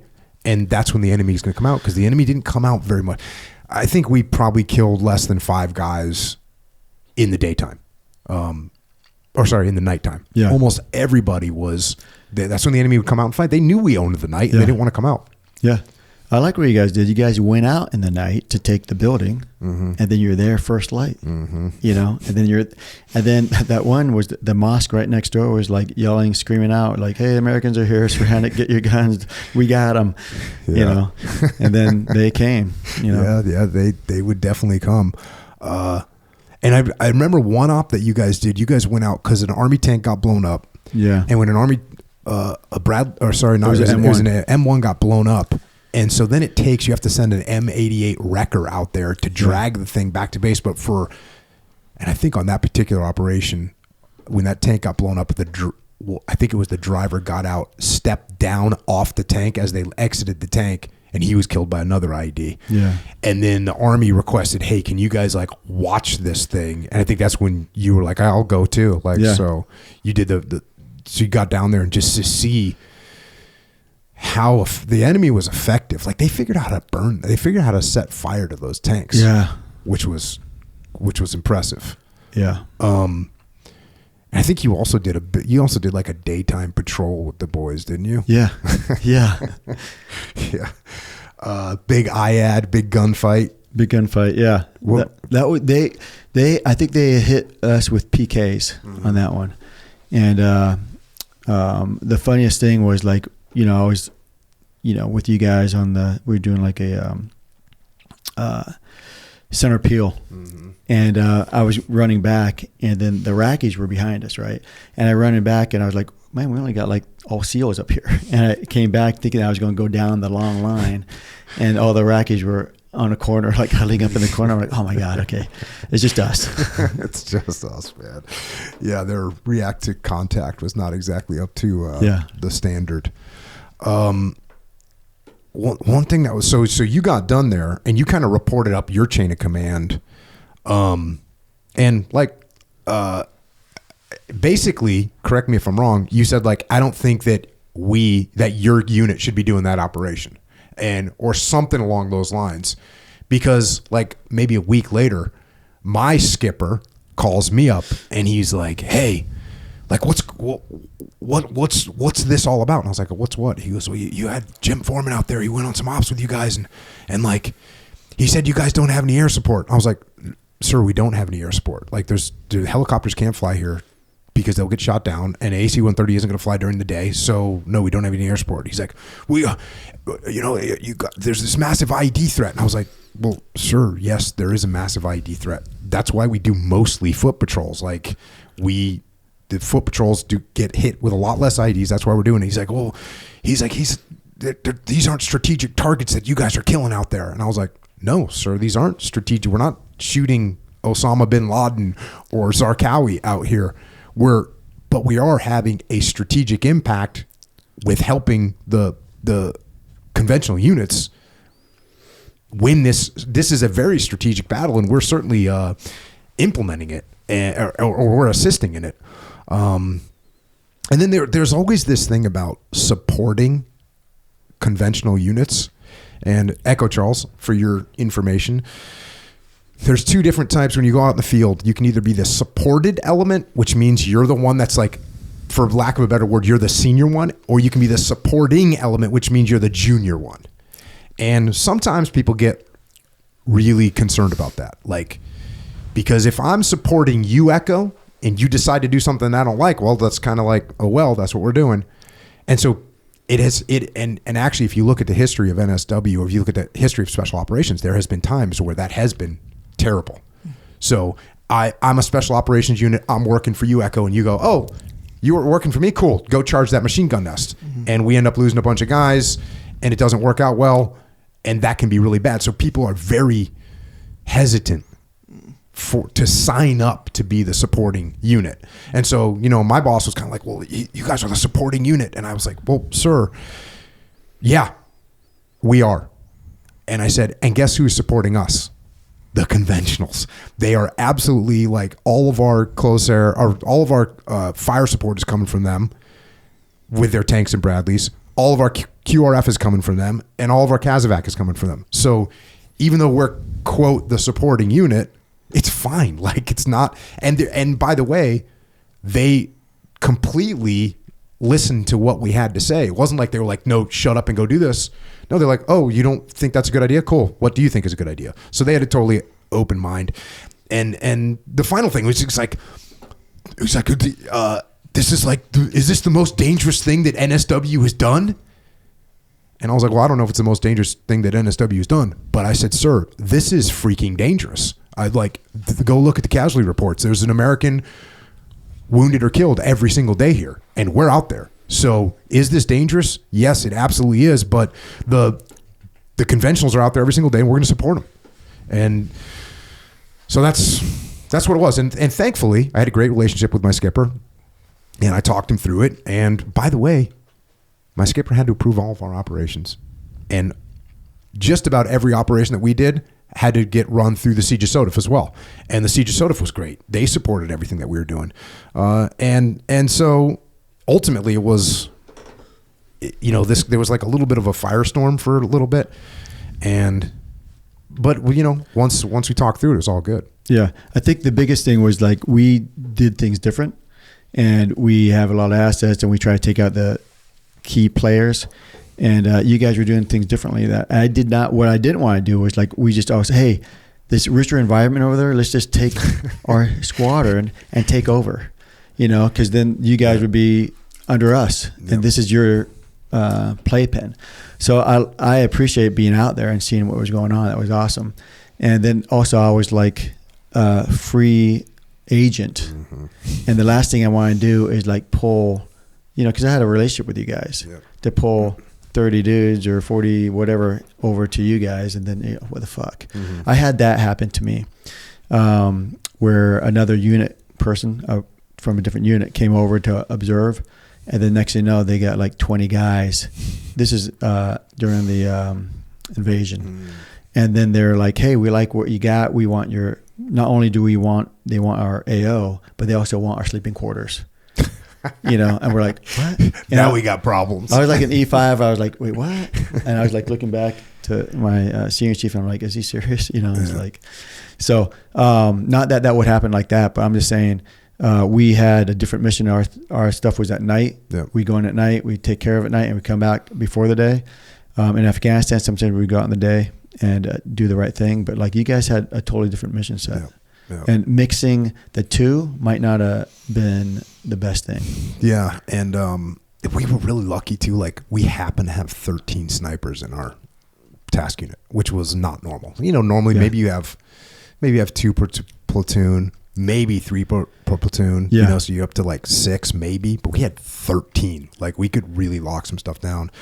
But it was weird too, because like there was some kind of there was like people that just said that you said that we were like operating outside the ROE, that we were killing women and children, that we were going crazy, taking it like unnecessary risks. There was like a rumor that the SEALs, the Ramadi snipers got shut down because of all this rule breaking. And it's just like, no, actually, none of that is even remotely true. We did operations from the day we got there until the day we left. Sniper operations, and we turned over to sniper operations to the guys from Team 5 that took our place, and they rolled right into it. Yeah, you have a hater, and that person used me to accuse you of things. He said that I was sent there to report on you. I'm like, dude, I would never do that. I want to get experience. I want to roll with you guys. I wouldn't be there observing, critiquing. And I told the guy, I go, hey, I got 3 or 4 shots off that. And we were surrounded. I got wounded with those guys, which was like, how could you say that I was there to report war crimes?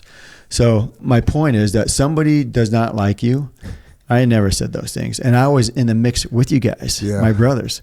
Like I said, I got wounded on that trip with you guys. I was only there for like maybe less than a week. We did 2-3 ops, which were awesome. And I got some experience finally on the urban stuff. And I took it back to the command with, I won't mention the technique, but the techniques that you guys used were good to go. And it bugged me that somebody was using me. And they also they used my name, but they didn't use their name. Yeah. And, I remember I first heard that, and I just like sent you an email. I was like, hey, bro, you know about any of this? And you're like, oh, no, I didn't say any of that.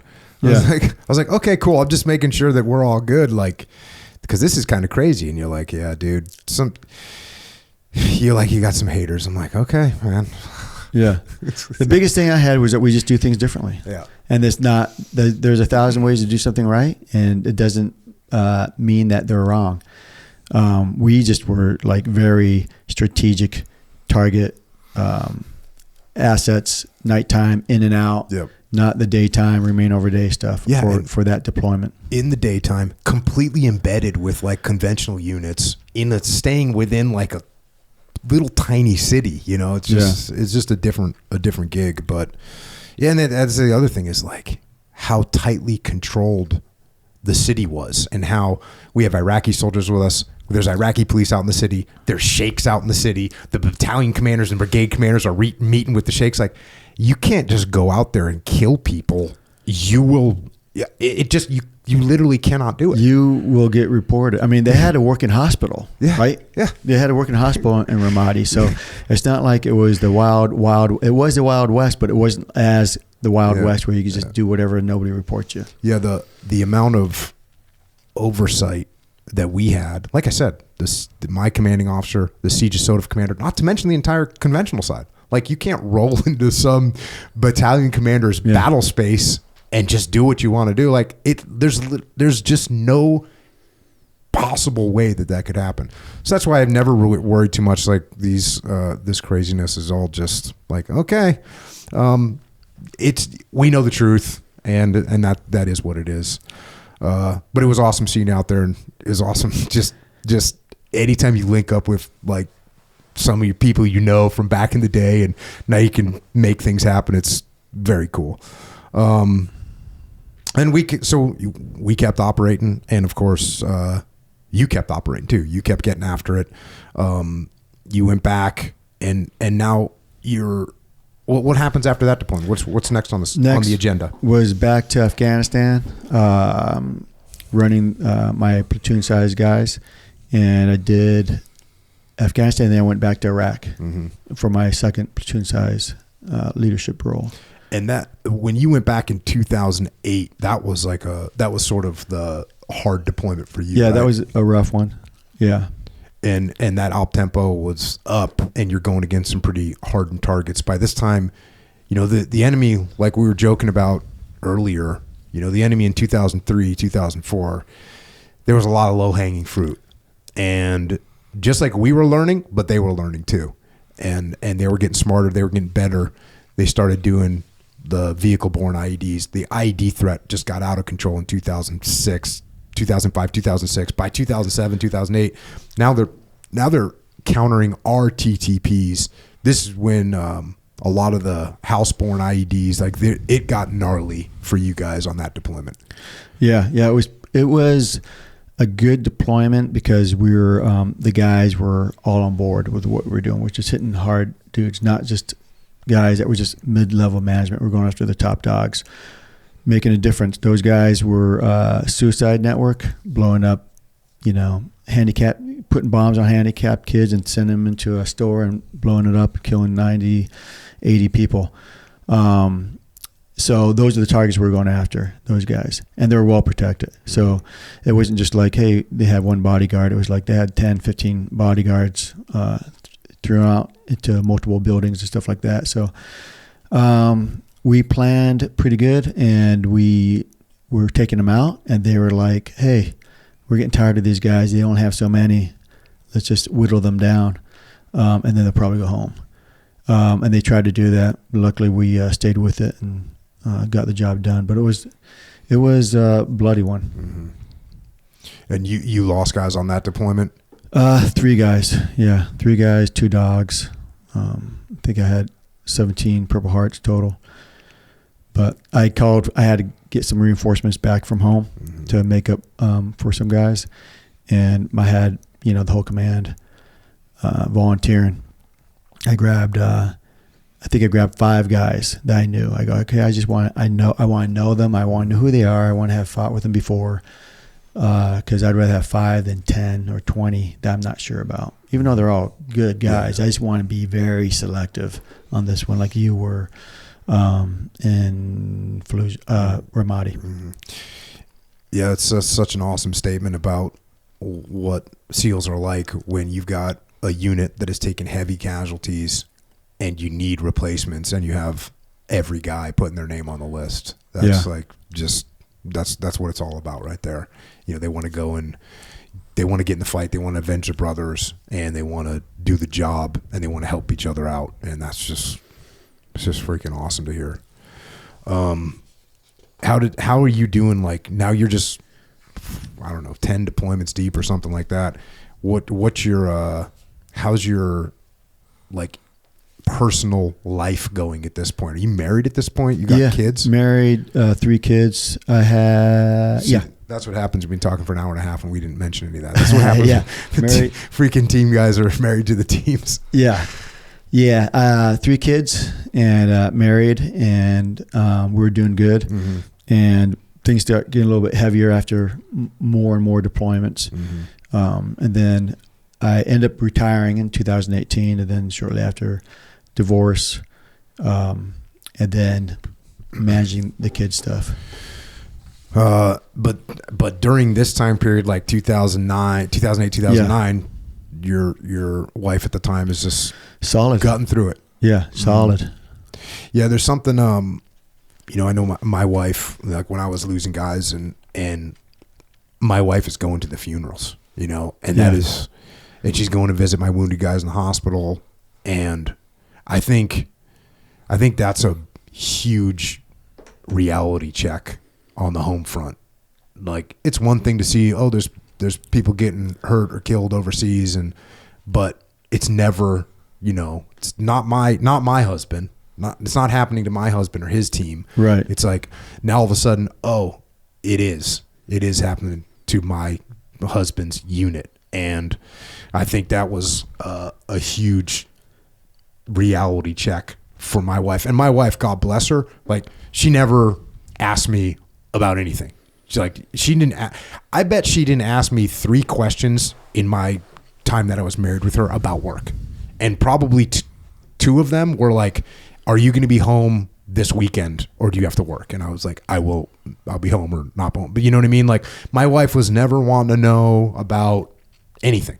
She was like, you go, like, I get it. You do your thing. But man, going to guys' funerals was a definite reality check. Yeah, for sure. Are you staying, you're at this command now 5, 7, 10, 11, 12 straight years at this point? Yeah. How do you get any downtime? Not really. That was one of my not complaints, but like it's a good thing you're at war and you're being used, right? But after a while, it would be good to have like, hey, this month, just stay home, just take care of your family and take care of yourself and show back up 30 days from now. Mm-hmm. But we didn't afford to do that. So we just had to keep going. But I think it burnt some guys. Yeah. And you're obviously promoting, and at some point you take over selection. Is that right? Is that after you made Master Chief? Yeah. And how was it? I know that for me, I always feel like one of the luckiest things that I got was as an E5 at SEAL Team 1, I went into training cell.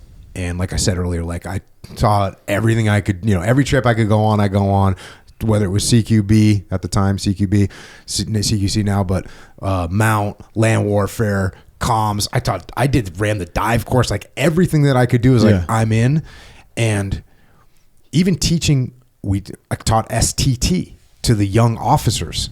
And so it was like, oh, now you're like sitting and you're watching and you teach it and then you watch it and then you teach it and then you watch it and you do it. You're like, oh, let me show you how it's done. And I learned so much by being an instructor. Is that the same thing that you felt? Yeah, it was good because you're getting guys from different, platoons basically. And everything's based off the basics, but there's also some idiosyncrasies that they do differently, right? So now you're seeing multiple ways to just do something right. And so you're like, okay, that's cool. I never saw it like that. And as long as you're getting the job done, it doesn't matter. You're not just going, hey, this is my playbook and this is what I do every time. And that sucks. You want to have like a couple plays in your playbook. So that was good. And then, like you said, like you're seeing it done over and over and over again. And you just become that much better. You're more reactive. You can see where an issue is about to happen and be there or stop it before it happens. And then you just like in tune, you're like in flow state for some really, like the toughest thing we do is for all of us SEALs is CQC live fire, right? Even with multiple entries, where you're trying not to enter on other people, but it happens all the time. So you have to be on your toes as a cadre. Mm-hmm. And then you end up, being the CMC of some elements. Yep. Yeah. And how's that leadership? It was good. From a leadership perspective. Talk to us about leadership now that you're in charge of hundreds of people. Yeah. So I liked that. My understanding of like a Master Chief SEAL is like they're going to be probably like top 5 or top 10 shots. That they're still bringing it. Not like they're sitting behind their desk, with a gut. And they're not doing anymore, So I always thought, okay, that's how you should be. You should be like, Dude, I saw a T-shirt the other guy had at the teams. It said "No fat team guys." Yeah, when you start talking about a team guy with a gut, I'm like, all right, I got to bring this up. So yes, that is not what you're supposed to be. No fat team guys. Exactly. So and definitely no fat Master Chiefs. Come on. Yeah, I mean, you got to like lead by example, right? Especially if you're pushing that. The mental toughness, the mental mindset, and then you're sitting back there, not doing the training. So the other thing is like, you got to be out there doing the training. Like, so I can't be at a 2-week breaching course or 2-week sniper course or 2-week shooting course, but I could be there for 2 days, and part of it is to see the new technology, like the snipers, because, like they're going to come some requests to get gear, it's going to be like thousands of dollars. And it could just be something, hey, we want everybody with new boots. And then, usually it's the XO that sign, and they run past the Master Chief. What do you think about this? And I'm like, dude, these got new boots last week, whatever it is. But just like technology is like, hey, we already have GPSs, but tell me why we want these ones. So it's like, okay, we want these ones because it does this, that, and this. Okay, well, that sounds like for our lead jumpers and our recce guys. So get 10 of them instead of like 40 or 50 or whatever it is.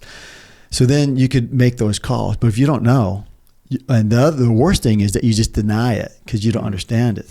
Because you're a dinosaur and you're like, hey, why do we need GPSs? I just use my compass, That's how we did it, So you have to be in the game. You have to be present. You have to just a little bit.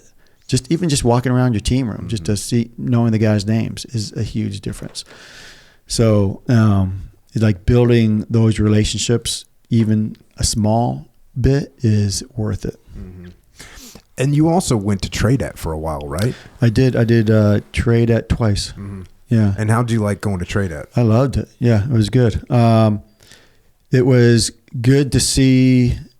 Well, the first time I went down there, I noticed in selection we were seeing like some of the basics was getting dropped, And then when I went to trade it, I go, okay, this is where it's at. It was like the shift break punch thing. Instead of just saying flank left. Yeah. Because the whole idea is like, if you tell me, hey, Jim, flank left, there's a lot of freedom for me. You can figure it out. Yeah. And the shift break punch was created. I understand why it was created. It was for safety, more control so nobody would get shot, or there's less leadership in it. Like you're telling me to do something, but I have to shift along this line. And then when I cross the line, it's break. And then everybody shifts fire, but it's way too soon. Yeah. Like I want you still firing at that target until I get to this area. And then it was always choreographed I'd always punch or assault through. Mm-hmm. But what if I get there's a river, or, I get some high ground. I got the perfect ground. I want you to assault through. So there's no decision making in that call, shift break punch. Whereas flank, that's all you decide when you get there. So that's when I came back to the West Coast and talked to Tony, who was also at trade at one, and I talked to him about changing that call back, and he agreed. So that was, and the cool thing about Tony, he has like tons of influence. He's like the legend, right? So, and I went right for the juggler. I didn't try to tell like a SEAL or a Master Chief to get this thing changed. I went to Tony. Ground level. Yeah. Tony, do you agree? And we had a couple of beers and at his house, and he's like, yeah, man, you're right. Let's do it. And then I just left. I didn't have to do anything else. He made it happen on his end, and it happened. So, having a guy like that with his respect he had and his status was great. Tony. Yeah. So I was saying this earlier, like I feel so lucky that I happened to go to training cell at SEAL Team 1, and then my last tour was at Tradet, and so like I got to do the same thing again, which is like watch a platoon go through a training scenario and win, lose, or draw, but you can watch what the leaders do. And then the next night, a different platoon's going through the same thing, and it's all the success and failure is based on what the leaders do. Yeah. And so that, just watching that and being from a detached position and being able to see what works and what doesn't work, such a blessing. And I feel super lucky that I was able to wrap up my career there. At some point, obviously 27 years, you decide you're gonna call it.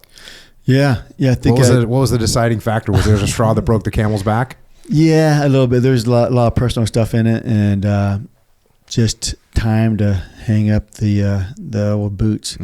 And then I did my final tour at Trade again, and that was cool to run the training department. And then I finally, before I retired, I came out with a SOP book just to talk about the basics, leadership, like everybody at every level, you're a leader, but what are you responsible for? And it was really tied into the platoon chief and the CO, OIC, like that relationship, because if that relationship is messed up, it's like, it's a marriage, right? It's like your parents fighting all the time. They have to, you have to have some common ground. And then also understand that, hey, the OIC does delve into the enlisted stuff, and the NCO does dive into the higher end stuff. And there's like a mix of that. And you need to understand that you don't just draw a line, hey, sir, you don't go into this tactical stuff. No, he does. And same vice versa. So it was good to have that book out so people could understand what their roles and responsibilities were. And it wasn't like a strict thing. It was just like, hey, this is a guideline, but we need to have something put out, especially for the junior guys.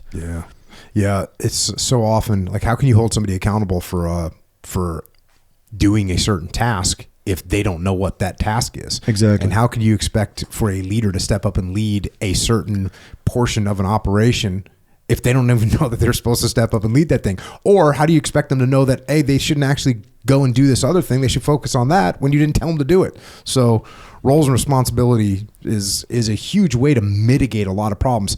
And like you said, this isn't roles and responsibilities written in stone with no leeway or flexibility at all. No, actually, it's the opposite. And I used to tell guys, you got to know your job, your lanes, but you also got to know one above you and one below you. Yeah. So like you said earlier, when you were a point man, if your machine gunner goes down, you need to be able to step up and take his role. And by the way, if your OIC is going to, doesn't know which, doesn't make a call on which way you're supposed to move away from this contact, if he's not making a call, you're going to have to make it. That's what being able to step up and do it. And your OIC, if your chief gets hit, needs to be able to step down and like get out of that immediate firefight. So definitely there's some good to clarify. You mentioned on one of your podcasts, and it was right on the money. Like if you're waiting to move up, but you're not training the guy below you, you ain't moving up. Nope. And you're going to be stuck in that position. Like SEALs naturally mentor. It's just like that big brother thing. They bring you in and they want you to learn, and there's a passion behind it. And guys, I think that's what makes the teams great, is like there's huge mentorship stuff, and guys want to give back. Even retired guys like from Vietnam or whatever, they're always, to hear a story from them. I remember in Buds, they brought an old crusty guy back. You might have known him. I don't know his name, but he was living on a sailboat. Yep. Yeah. Butch McIntyre. Yes. Yep. So he came to the island during third phase, and he told us some stories about Vietnam, and like how he made a mistake once, like on an ambush.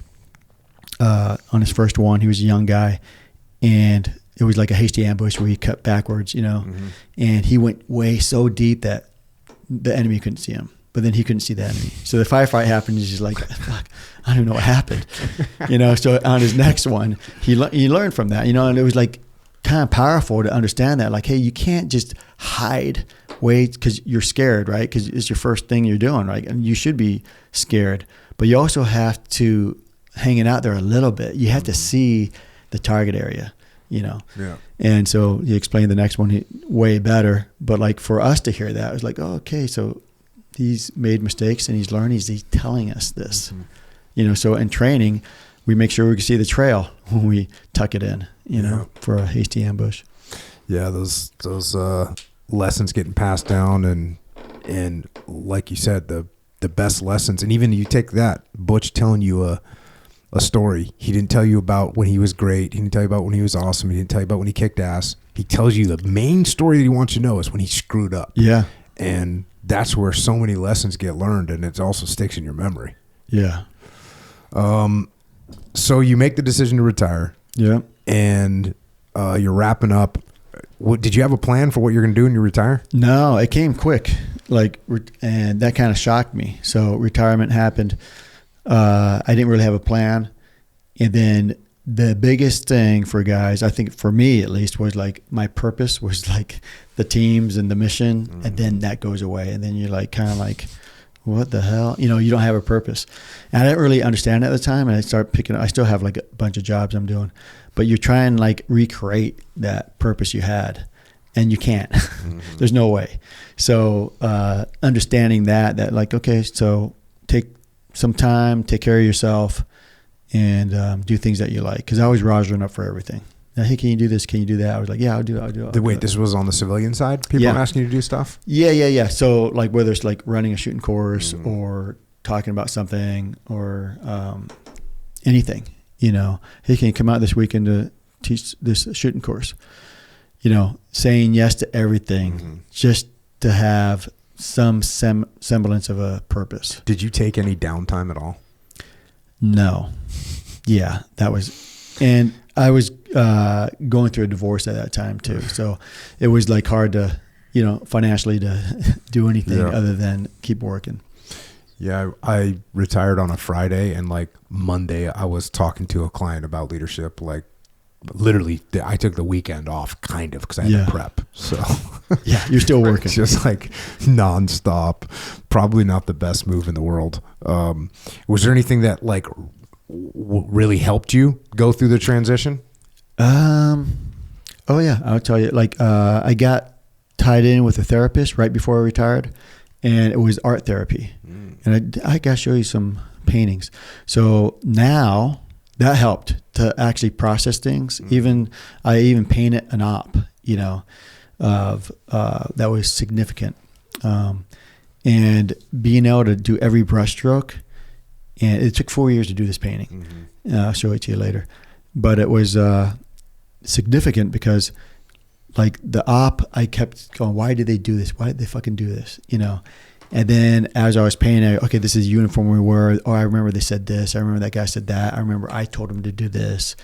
And then by the time I was done with the painting, I was like, oh shit, I had some accountability on this thing. You know, I can't just blame everybody because they didn't do what I said. Why didn't they do what I said?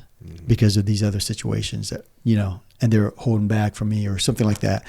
But anyways, it made me realize that I had a huge amount of accountability for what happened. And I, you know, because we compartmentalize super well, like almost too well. Yeah. And we have to, because if you think about stuff too long, you melt.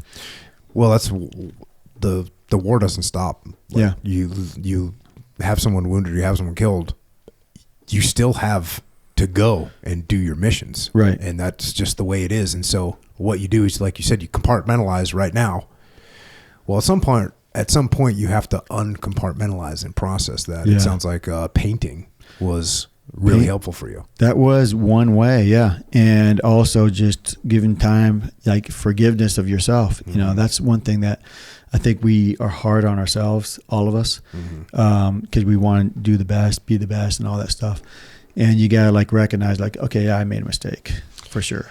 Yeah, and I always look at it. I've been talking about this because sometimes, you know, the book title's Extreme Ownership, and so that means, you know, oh, well, it's my fault.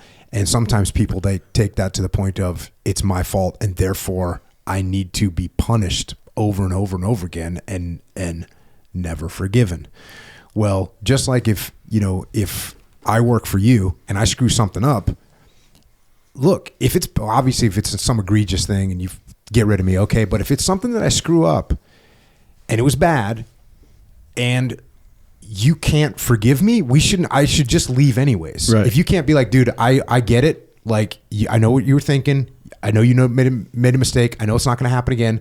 I'm not going to hold this against you, because if you hold it against me, it's not going to work. You know, if your wife does something, or if you do something to your wife and she can't forgive you, it ain't going to work. It's over. Yeah. And it's the same thing with ourselves. If you can't say, oh yeah, here's what I did. This was my intent. I didn't intend for this bad thing to happen, but it certainly is something I did. I'm going to learn from it, and I'm going to forgive myself and move on. At some point, you have to do that. If you don't do that, if you don't take ownership of it and then say, yep, this was on me. My intent was not that, but this is what happened. It's my fault. And now I have to forgive myself so I can carry on and make this relationship that I have with my own brain function properly. So it sounds like that's kind of the process that you went through. Yeah. Yeah. And it's tough because like you don't want some things your mind can recreate a story and have a new story that didn't happen. You know what I mean? If you think about, if you say it enough, it never happened, but it did. You know, so you have to like that painting and doing every brushstroke. I realized, oh, I did say that. And I said this. And then it's like, okay. And then there's like forgiveness of what happened to yourself. And it wasn't just like, you know, all one person, all me or whatever. There's a multitude of reasons, but to recognize that there was also you involved, like myself involved, was key for me. Yeah. I believe I think that's actually one of the biggest remedies. Right. And I think that, you know, when that whole situation happened with me with the blue on blue, I was sitting in my office in the talk, and my skipper he's on the ground, like he had flown out to do like a debrief and really find out like, okay, who's going to go down for this? And, you know, so I'm sitting there and I'm thinking that too, like who's going to go down for this?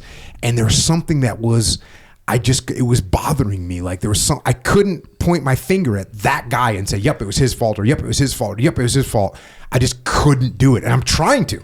Believe me, my ego and my freaking, you know, personal wanting to not be wrong, all those guys were in my head like, well, yeah, you could blame this guy. That guy shouldn't have maneuvered over there. That guy should have sent the report on the radio. That guy, like there was a bunch of that.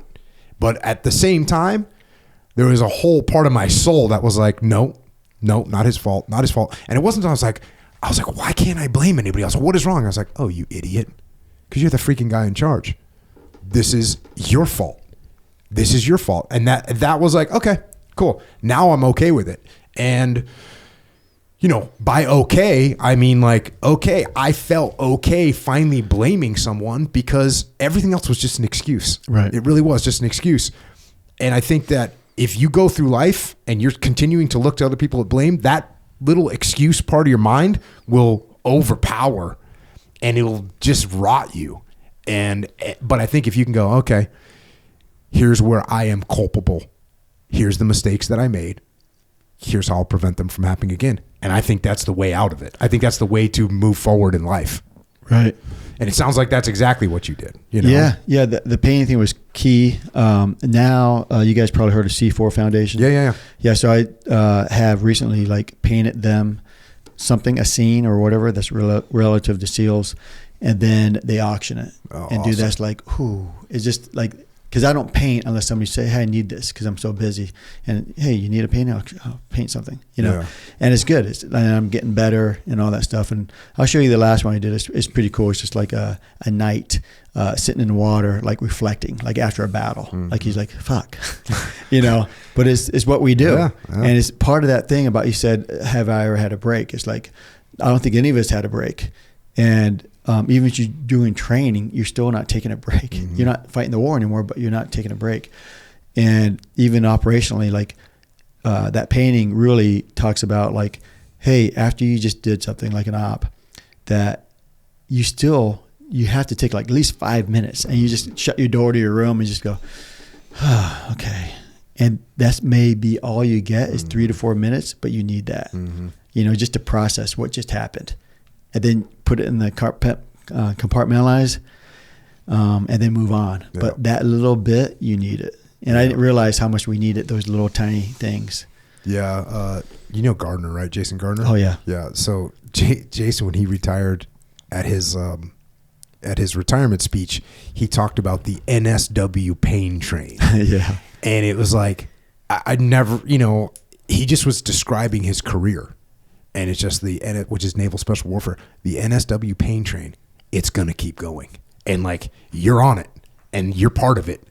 And you can't get he would like describe some part of his career and be like, and the NSW pain train kept moving. And it's like, he describes some other part of the NSW pain train, and he's on that freaking train and you can't get off. And you just like I mean, I guess you can get off, but it's a weird thing. It's like you know, you could there's jobs that you can go that you can kind of get off of it, but most guys aren't. Most guys are they're just on that NSW pain train. You're lucky if you get 3-4 minutes. And that's the way I always felt like, okay, you got done with this operation. We're doing another one. And, you know, for me, it was like, oh, I got these guys coming out of the field. Cool. There's still 8 guys in the field over here. And they're in a gunfight, by the way. And it's like, there was constant. And so, and then coming home when I took over TRADET, I remember at TRADET watching guys, like when I got home, watching like a new guy stand in the middle of the street at Sauk, and I would get like an actual knot in my stomach and go over and be like, what the fuck are you doing? Like, hey, what the fuck are you doing out here? Like, you're going to get fucking killed. And because I really felt like he was going to get killed. And you're just carrying that, and the NSW pain train just keeps rolling. Yep. Until you get out that paintbrush, Echo Charles. Yes, sir. So you're still painting? Yeah. And by the way, shout out to the C4 Foundation, awesome organization. Charles Keating, C4, Charles Keating IV, his dad put together this organization after Chuck was killed. Actually, speaking of which, I'm supposed to have Big Dave on the podcast at some point. I'll need to get that resumed. But what they have is they have an awesome facility in Southern California, and it's like a ranch. It's the C4 ranch, and it has just a beautiful place where guys can go with their families, and they can go and just freaking decompress. The thing that you just said of like reflect, and get off that NSW pain train for 3-4 days with their family. The cool thing about C4 is like they take care of the family when it's needed most at the beginning. Like when you're in E5, your wife, your kids, you, not because a lot of foundations, they try to take care of you after, you know, at the end of your career, and you're already like, I hate to say broken, but you're kind of like broken, right? You're already going through a divorce. Things are not good. And then they try to help you out there. But C4, they take care of you at the beginning. Yeah. They don't go, oh, you have to be at least a chief or a E5, E6 to get out there. No, anybody could go out there. And then they run classes and seminars and stuff like that. We are actually starting art classes with them. Sweet. Yeah, so out there. So we're going to be doing one coming up here pretty soon. Were you doing art in high school? You didn't mention it. My parents were artists. Okay. And I didn't do formal classes. I think I did one. But I like to paint, and I did some before I joined the Navy. But that, art therapy, you do a painting. And my first one was like this ocean. It was like this, like a tidal wave coming down, in like a storm. And the freaking psychologist was like, okay, bro. Yeah, she's like, are you gonna put any bright colors in there? I'll show it to you later. But I was like, wow, that's pretty damn good, And then it was the scene, and that scene was like a big one for me. Because it was basically me painting something I didn't do. Like, I never said goodbye to those guys. So in the painting, it's me saying goodbye to them, because we had to go deal with the threat, So it was good to paint something like I didn't have the opportunity to do, but it was like closure for that. Yeah. So those things, so I kind of had that, I almost like created something that, although I didn't do, I did in the painting, Yeah, that's awesome. Helped me process all that stuff. Has that painting already been auctioned? No, that one's not. That was not for sale? No, just because it has the faces and stuff like that, and it wouldn't be respectful for the families, I don't think. So what's your let's get to your current activities. What do you got going on right now? So my primary job is a tactical gear company called Faro Concepts. So they are good to go. They very innovative. And you wonder, like, oh, how many times can you reinvent a plate carrier, backpack? But they do. They got the good stuff out there. Every team guy can reinvent that thing every single time. God, yeah. It's like sewing into the Paraloft, But they got some awesome gear. So I love, showing that gear to team guys, operators, Marines, Army. So we're starting to break out pretty good, just because we got good stuff, and they take input very well. Meaning, like, if I go to them, I go, hey, we're looking at making some AW gunner kit that we need. As long as there's enough people that are into it, and I think it's like something that we need to create, they'll create it. And sometimes they hand me back a prototype within a week. So it's a pretty good process they got going on. And what's your role there? I'm like the government sales guy. Got it. So then they were just doing really good just by having people clicking the stuff online. And they had government sales, but they didn't really have a big process for it. So I came in to help them out with that. Okay, that's check one. What else we got going on? I got my own company, Actions On Consulting, which is like leadership and also shooting and things like that. And then I work for another company, Active Crisis, which is a bigger company, and they do everything. So I'm a part owner of that company. And anything from training, vehicle, tactical driving, tactical shooting, CQC, to red teaming certain things, to testing security, making suggestions for security solutions, all that stuff. So that's the bigger company. And I saw that you had Colin Kilrain as part of that.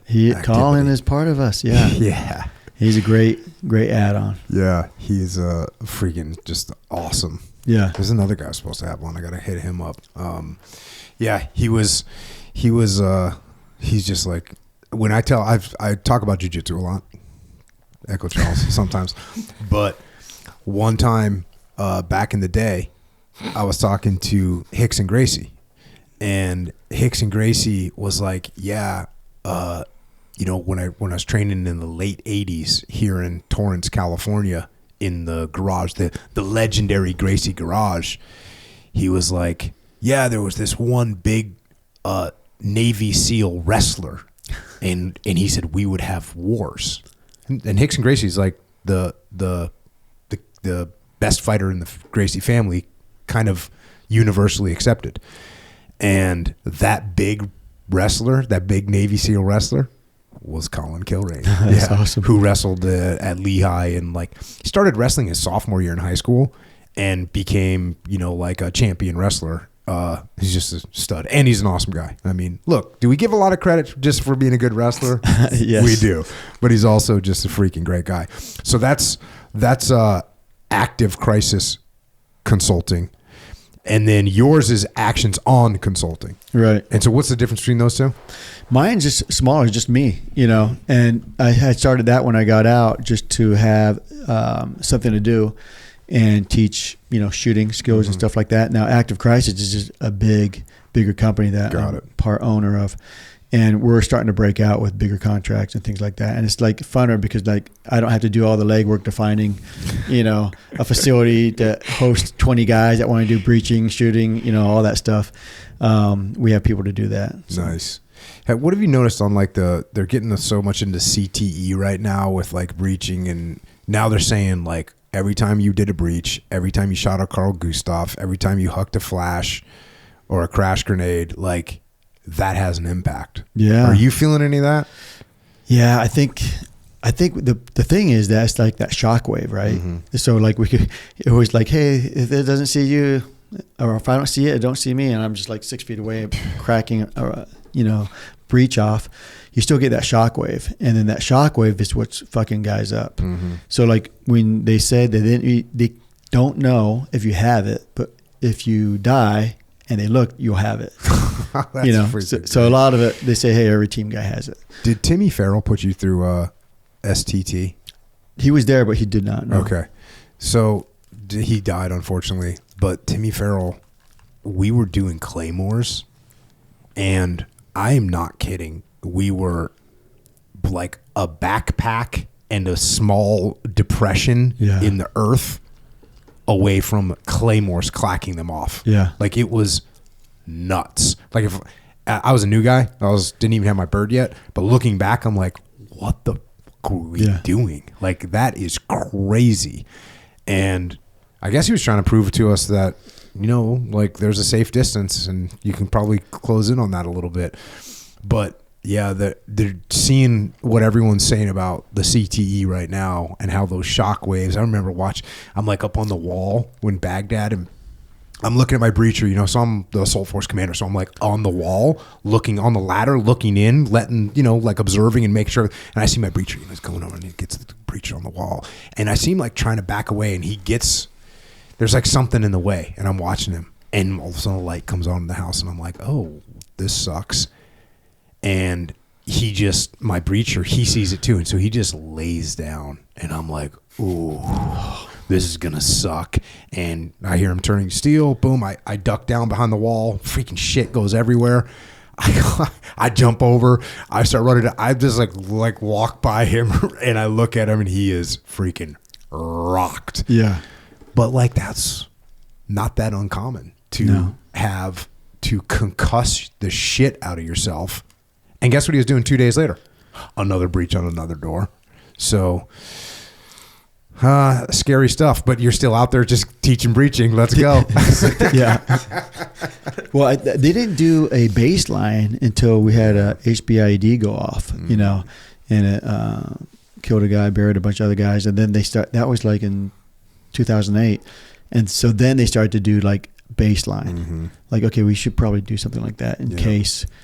So at least we have something to go off of. Like if something happens, we could say, okay, this is you 2 years ago. Now you're down here. But they didn't do a baseline until some major stuff was happening, which I'm glad they did.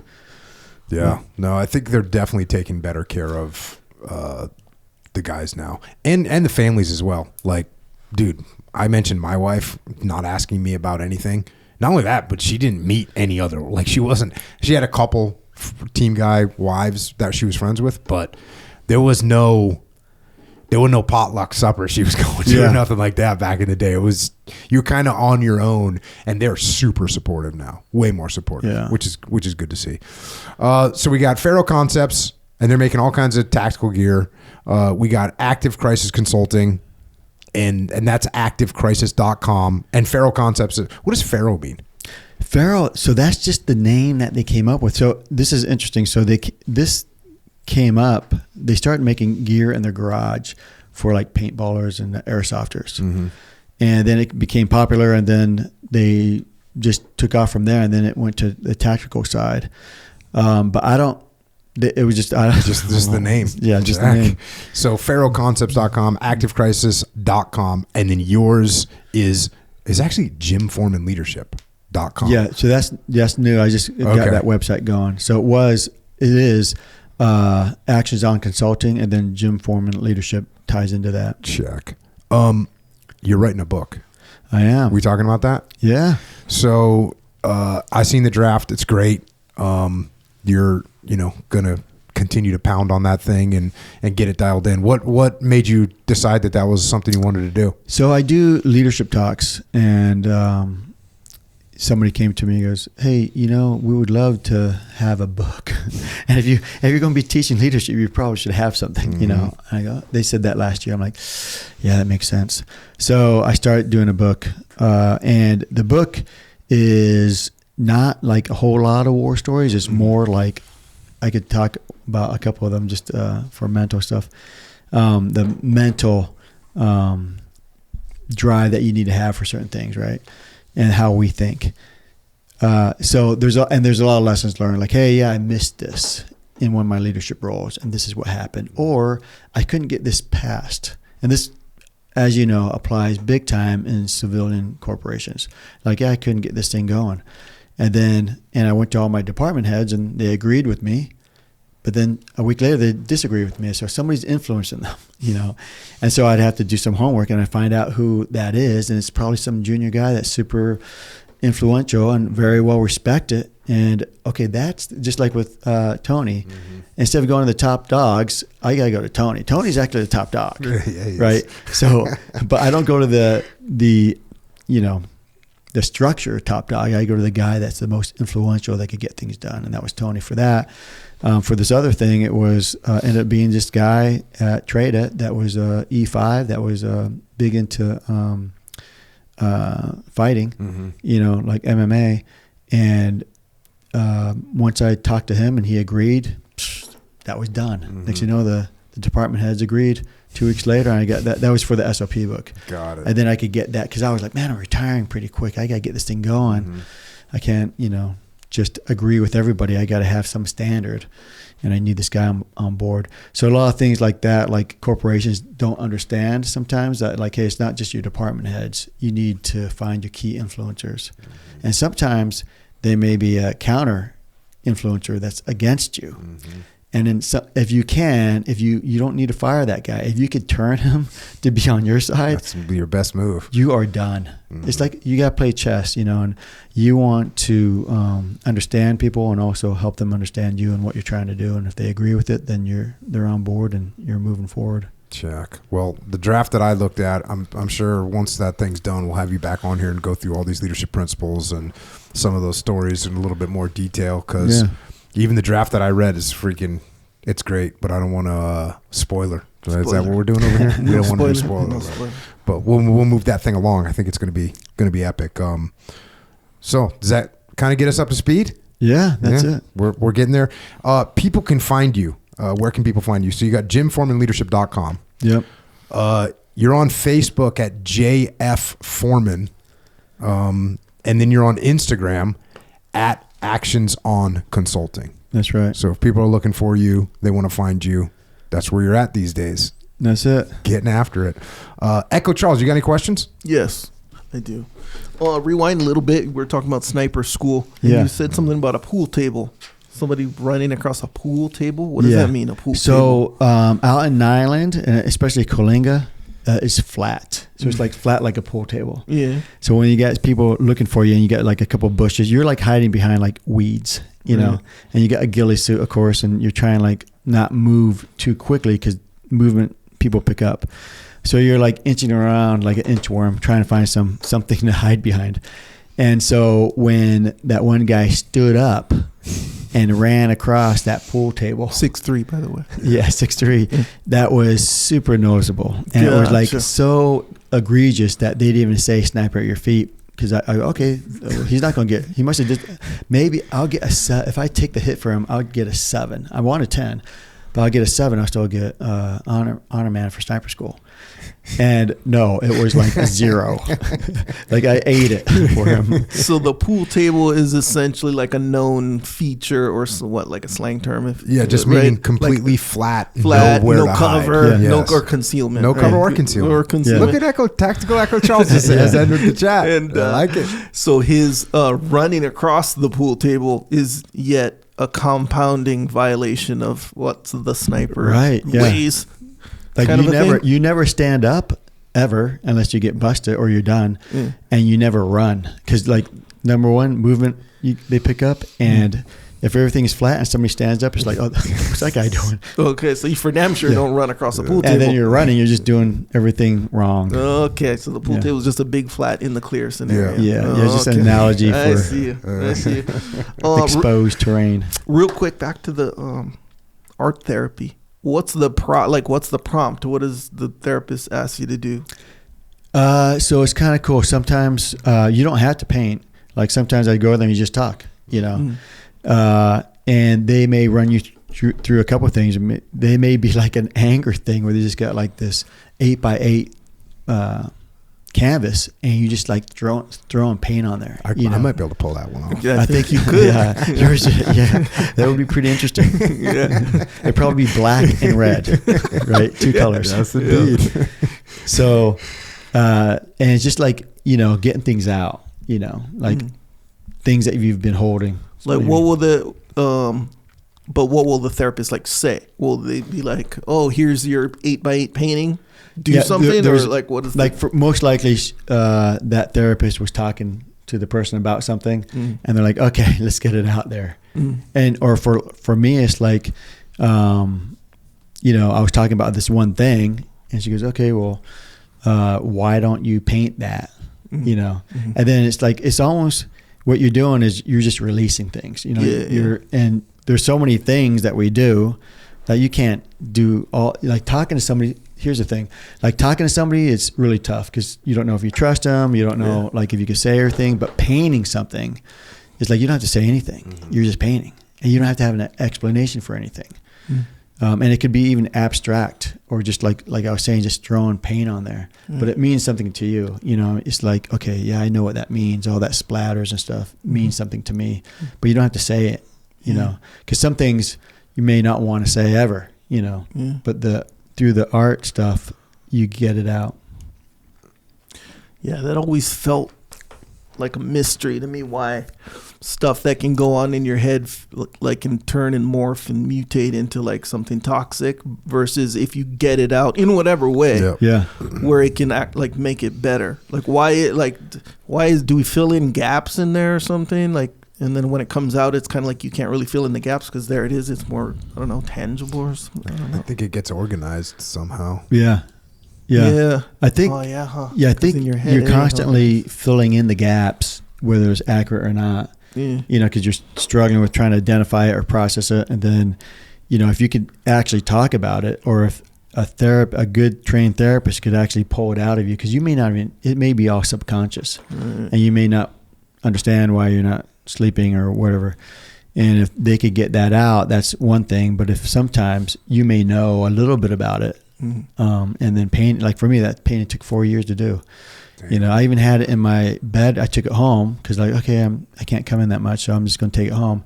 And I had it in my bedroom, and it was not a good thing to do because every night I looked at it and stared at like the faces, and then when I woke up, I stared at the face. So it was depressing, So I had to eventually move it into another room where I just paint it, and then I would just go there to directly paint instead of just staring at it, because that was like rough to stare at, like death basically. Yeah, your friends. Yeah, but useful the whole the process. Yeah, and some people do it in woodworking, like just like doing a project, just like it's like meditating, like you're going through you could actually think, even like I can't run now because I got bad knee, but like just when I used to run, I just like, oh, okay, I could think about things. It was just like meditating. Interesting. I've always, what I kind of assembled in my head was like when I lost guys, I would I would always end up seeming to do like the eulogy. Yeah. And so that means, and it got to the point where I would just like when someone died, I would start writing the eulogy because I know that I was going to get asked to do it. But man, like all of a sudden you have to process everything. You have to process their life, your feelings, the impact, the sadness, the anger. You had to like put it all on paper. And I found that over time, I was like, well, it helps. Like, I think that, and then you have to get up and like say words. And so I thought this reminds me of like the same thing. Like you're going through this, you're writing down like this is, you're thinking through everything and you're putting it on paper. And as you pointed out, Echo, it's like a release. But for me, it also like organizes like the feelings that you have and the emotions that you have. And you're like, okay, now I can see them. And kind of like when you're painting, you can see what those emotions are. Yeah. I think you got to have some kind of release. I really do. Yeah. Yeah. It feels okay. So this might be an oddball analogy. So when I was like, I don't know, 12 years old, before I knew the gun safety rules, I had a BB gun and I shot my hand. So the BB gun got stuck between all the tendons in my hand. And then for days they were trying to get it out, right, with surgery or whatever. But just, the kind of, it's a certain kind of surgery that they don't like put you under nothing. They just kind of dig in there. They couldn't. Localized. Yeah. So for days I was like, man, this BB is in here basically haunting me, right? My hand. Like, I don't know what, it's almost like it had a personality of its own at this point because it didn't want to come out. It was hiding somewhere in there. Meanwhile, the x-ray, you see it, but you're like, how can we find this dang thing, So finally they put me under like, I don't know, a week or two later. And they take it out. And when I wake up, they're like, oh, yeah, you want to see the BB? And I'm like, yeah. So I see the BB and I'm like, oh, that's that motherfucker that was in my hand the whole time. But it kind of like things start to kind of make sense a little bit. It's kind of like you can identify that mysterious monster that was inside just tormenting you from the darkness, and then now it's kind of out and you're like, oh, that's what it was. I'm still injured, keep in mind. But I see it now and so it starts to make sense in that way, It's almost like that kind of happens. Echo, you are one deep motherfucker. That was good. And then you can heal. And then you can heal, man. Look, healed up, good to go. That was a good analogy. There you go, man. Anything else, Echo Charles? No, good to meet you, sir. Yeah, you too. Jim, any closing thoughts? No, man, I appreciate getting on here. Yeah. Right on. Well, thanks for coming out. Thanks for sharing your lessons learned, your experiences. I'm looking forward to the book. It's going to be awesome. And most important, thanks for 27 years, always at the front, always training for or fighting the war. 27 years of service and sacrifice, carrying the weight of the nation, carrying the weight of the teams. Much appreciated, bro. It's an honor to serve with you. Yeah, you too, bro. Thanks. And with that, Jim Foreman has left the building. And clearly got a lot of work to do. We all do.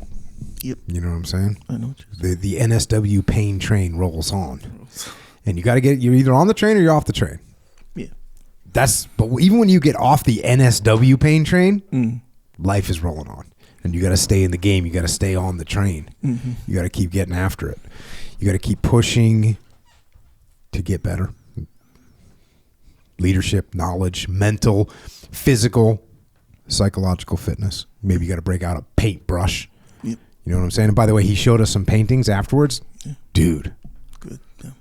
Those things are not just good. Those paintings are sick. Yeah, and you gotta. As soon as he showed the wave, I was like, "Oh, this is moving in the right direction." Yeah, 100%. Because let's face it, we could be not talking about this right now. You're absolutely like painting. Yeah, it's a good outlet.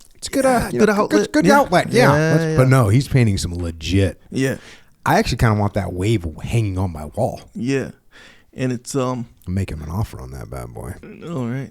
Yeah, for a legitimate. Kind of looks like the Japanese tsunami type thing. Right. It looks kind of like that, but like way more badass. Yeah. And cool and realistic. Yeah, exactly. More realistic. It's a different style. The Japanese style. That's a style or whatever. His is more like because you got to admit, like most times, and I'm not saying I was thinking this, not saying I wasn't thinking this, but You have know, low when expectations. No, well, I didn't have any at all under really. As far as expectation goes. I can see where you're going. Just say but and carry on. What were you thinking? But I think under most circumstances, when someone talks about, oh yeah, like I'm into drawing or painting or something that expect you to see know, what I make. you know, you have that feeling like, okay, because there's levels to it, just factually, like and so you know, it's really good outlet for me. People say that. That's a thing that people say, and then. Sometimes, not all the time, sometimes when you see it, you're like, just like how you implied, where it's like, yeah, man, I'm good that it works for you, you know, but it's like, there's not much skill involved, you know, sometimes. It's an outlet for you. For you, yeah. Not for the rest of us. Not for the rest. But this is this one was not like that. No, Jim sure, is freaking obviously awesome. very skilled. Even that first, the wave was the first one. Yeah, the wave was the first one. Oh, yeah. And I was expecting, I mean, I had low expectations. I'm not afraid to say it because painting is hard. Very right? hard, yeah. And you don't expect someone that's never painted before just to be able to paint something that's very cool looking. Yeah. Well, we saw something that was first one. I was like, oh. And then you think, well, how's like a person going to look? Then you see the paintings of people and you're like, oh, okay. So I know art, like actual artists that have been doing it for decades that have painted waves, by the way. Not as good as Jim Foreman. Dang. And I'm not joking. Obviously, that's my opinion because art is very subjective, but still. Well, once we look, we'll get some art out there. Yeah. And I mean, honestly, I think people will be willing. I'm willing to pay for that art. So I think people are going to want to pay for some of that art. He's going to need to get a freaking art website up for some of his stuff. Well, whether you're painting, whether you're lifting, whether you're training, you need to fuel yourself. You need to fuel your body, fuel your mind. Go to jockofuel.com. We got everything that you need. We got milk, protein, ready-to-drink protein, powder protein, hydrate greens, supplements for your joints so they don't break down. We got everything that you need. We got an energy drink, and we got a hydration drink. Hydration drink is so good. I went through about 100 of them the other day. That makes sense. If you're going in the sauna, stock up. Stock up. So any of that stuff that you need, jockofuel.com, or you can also get it at Walmart, Wawa, Vitamin Shop, GNC, military commissaries, AFES, Hannaford, Dash Stores, Wakefern, ShopRite, HEB, Meijer, Wegmans, Harris Teeter, Publix, Lifetime Fitness, Shields, and a bunch of small gyms all over the place. Whether you got a jiu-jitsu gym, whether you got a powerlifting gym, we got you covered. If you don't have it in your gym, email jfsales@jockofuel.com. We'll get it taken care of. Also, text Jocko Fuel to 24672, and then we can send you messages, voicemails. I send voicemails sometimes on that. Yeah, hell yeah. They're short. They're like 7 seconds long. Yeah. Brief. Yeah. Very brief. Check it out, jockofuel.com. Also, you're going to need some clothing. You need some American-made clothing. You're going to need originusa.com. Hunt gear, jiu-jitsu gear, jeans, boots, hoodies, t-shirts, belts, wallets, hats, beanies, training shirts, lightweight training shirts, court t-shirts. We got everything that you need, and it's made in America. A lot of people are talking about made in America right now. Some tariffs going around. Sure, tariffs. Like, oh, what? No, it doesn't, not affecting us because we're made in America. That's what we're doing over here. Yes, sir. Where's our cotton from? Or our cotton? Cotton, yes. Yeah, where's that from? America. Where's the zipper from? America. Where's the thread from? America. The buttons. America. Where's the buttons from? America. Damn right. Get your made in American goods. Support America. Make America make again. That's what we're doing. Who's in? Go to originusa.com and get it. It's true. Yeah, man, life is kind of crazy sometimes, but it is up to you what you put in your body, on your body, and in your head. So keep that in mind. We got you covered on all fronts. All fronts. In your body, Jocko Fuel. On your body, Origin USA. In your head, Jocko Podcast. You listening Jocko to Publishing. You getting it. Yep, it's true. Speaking of on your body, representing, really, as we walk or run or do burpees through life. Sometimes we just crawling through the path. Crawling through life, whatever. If we're representing discipline equals freedom, this is where you can get this stuff. JockoStore.com. So we got some shirts on there, some hoodies on there, some hats on there, shorts on there, socks on there too. If you want to represent in the airport when they make you take off your shoes, you want to flex on them a little bit. Boom, discipline equals freedom. You're welcome. Oh yeah, all day. Yes, JockoStore.com. Oh, also the Shirt Locker subscription scenario, new design every month. That's a good one. You're gonna like this this next month's one. What is it? You don't even know what I know I do, but I remember, I know what the design is because I made it, but it's a skull. Okay, I like it. Skull. But it's like a hand-drawn skull, kind of like sketched. And it says, comfort is a curse. That's what it is. All right. Yeah, it's a good one. Looks good. Came out good, I think. But go to JockoStore.com. Check it out. It won't be on there till the 1st, which is, yeah. So what if you like something there? So, yeah, if you like something, get something. That's fair enough. Check out primalbeef.com, coloradocraftbeef.com. This is American steak, American companies, and it's awesome people, awesome companies, awesome steak, awesome burgers, awesome hot dogs, awesome beef jerky, awesome beef sticks. We got you covered. Bro, did you coloradocraftbeef.com, primalbeef.com. Did I get what? The sausage, yes. What's it called? It's called some kind of sausage. Summer sausage. Summer sausage. Yeah. Bruh. Got into that. Bruh. Those are good. Check. Also subscribe to this podcast. Check out JockoUnderground.com. If you can't afford JockoUnderground.com, it's $8.18 a month. It's fine.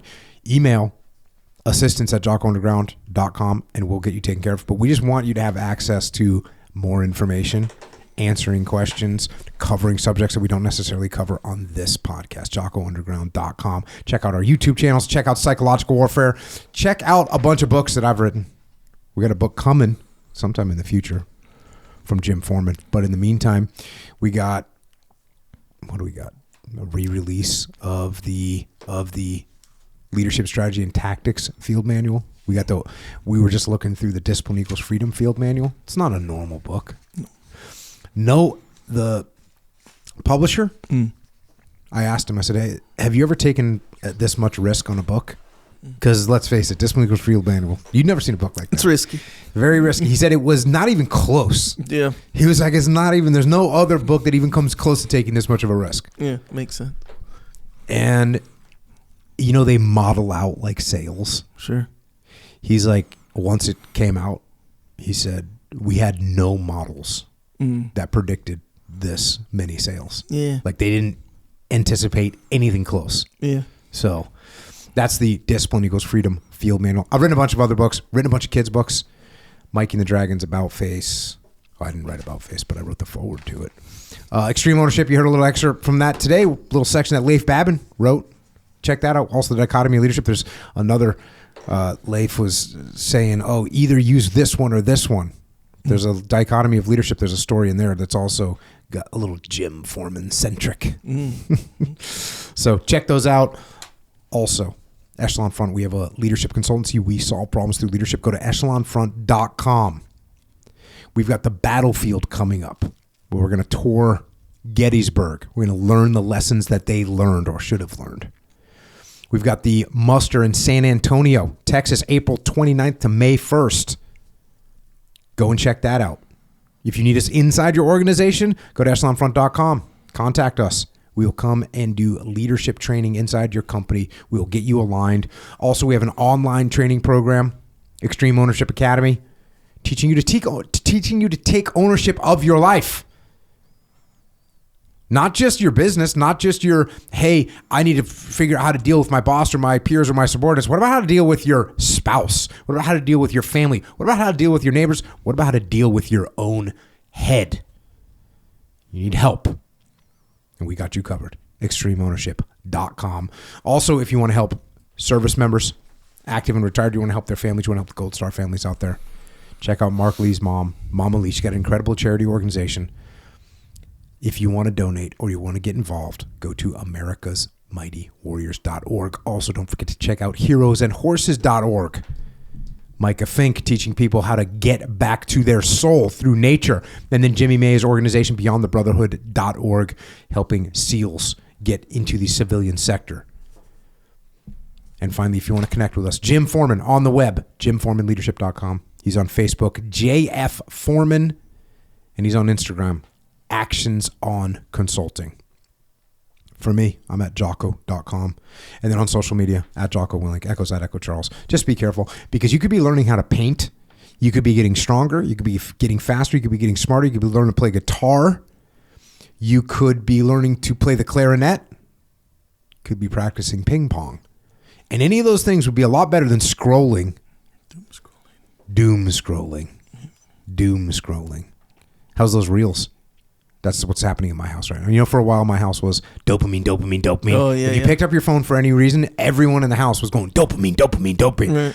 Right now, if you pick up your phone, it doesn't matter if you get a call from the hospital. The people in my family are going to start saying, "Oh, how's those reels? How's those reels? Oh, what reel are you looking at?" So you can't do it. It works. Yeah. It's peer pressure. Yeah. It's good. Don't let it happen to you. Yeah. Don't get caught up in the reel. Don't. It'll take you down. Oh, yeah. Thanks once again to Jim Foreman. 27 years of unrelenting service. Thank you for holding the line and being a true frogman. Thank you, brother. And to all our military across the globe who right now at this moment, picked up their weapons and are standing the watch. Thank you for your service. Also, thanks to our police, law enforcement, firefighters, paramedics, EMTs, dispatchers, correctional officers, Border Patrol, Secret Service, as well as all other first responders. Thank you for standing the watch here at home, and to everyone else out there. Things are not going to go the way you expect them to go.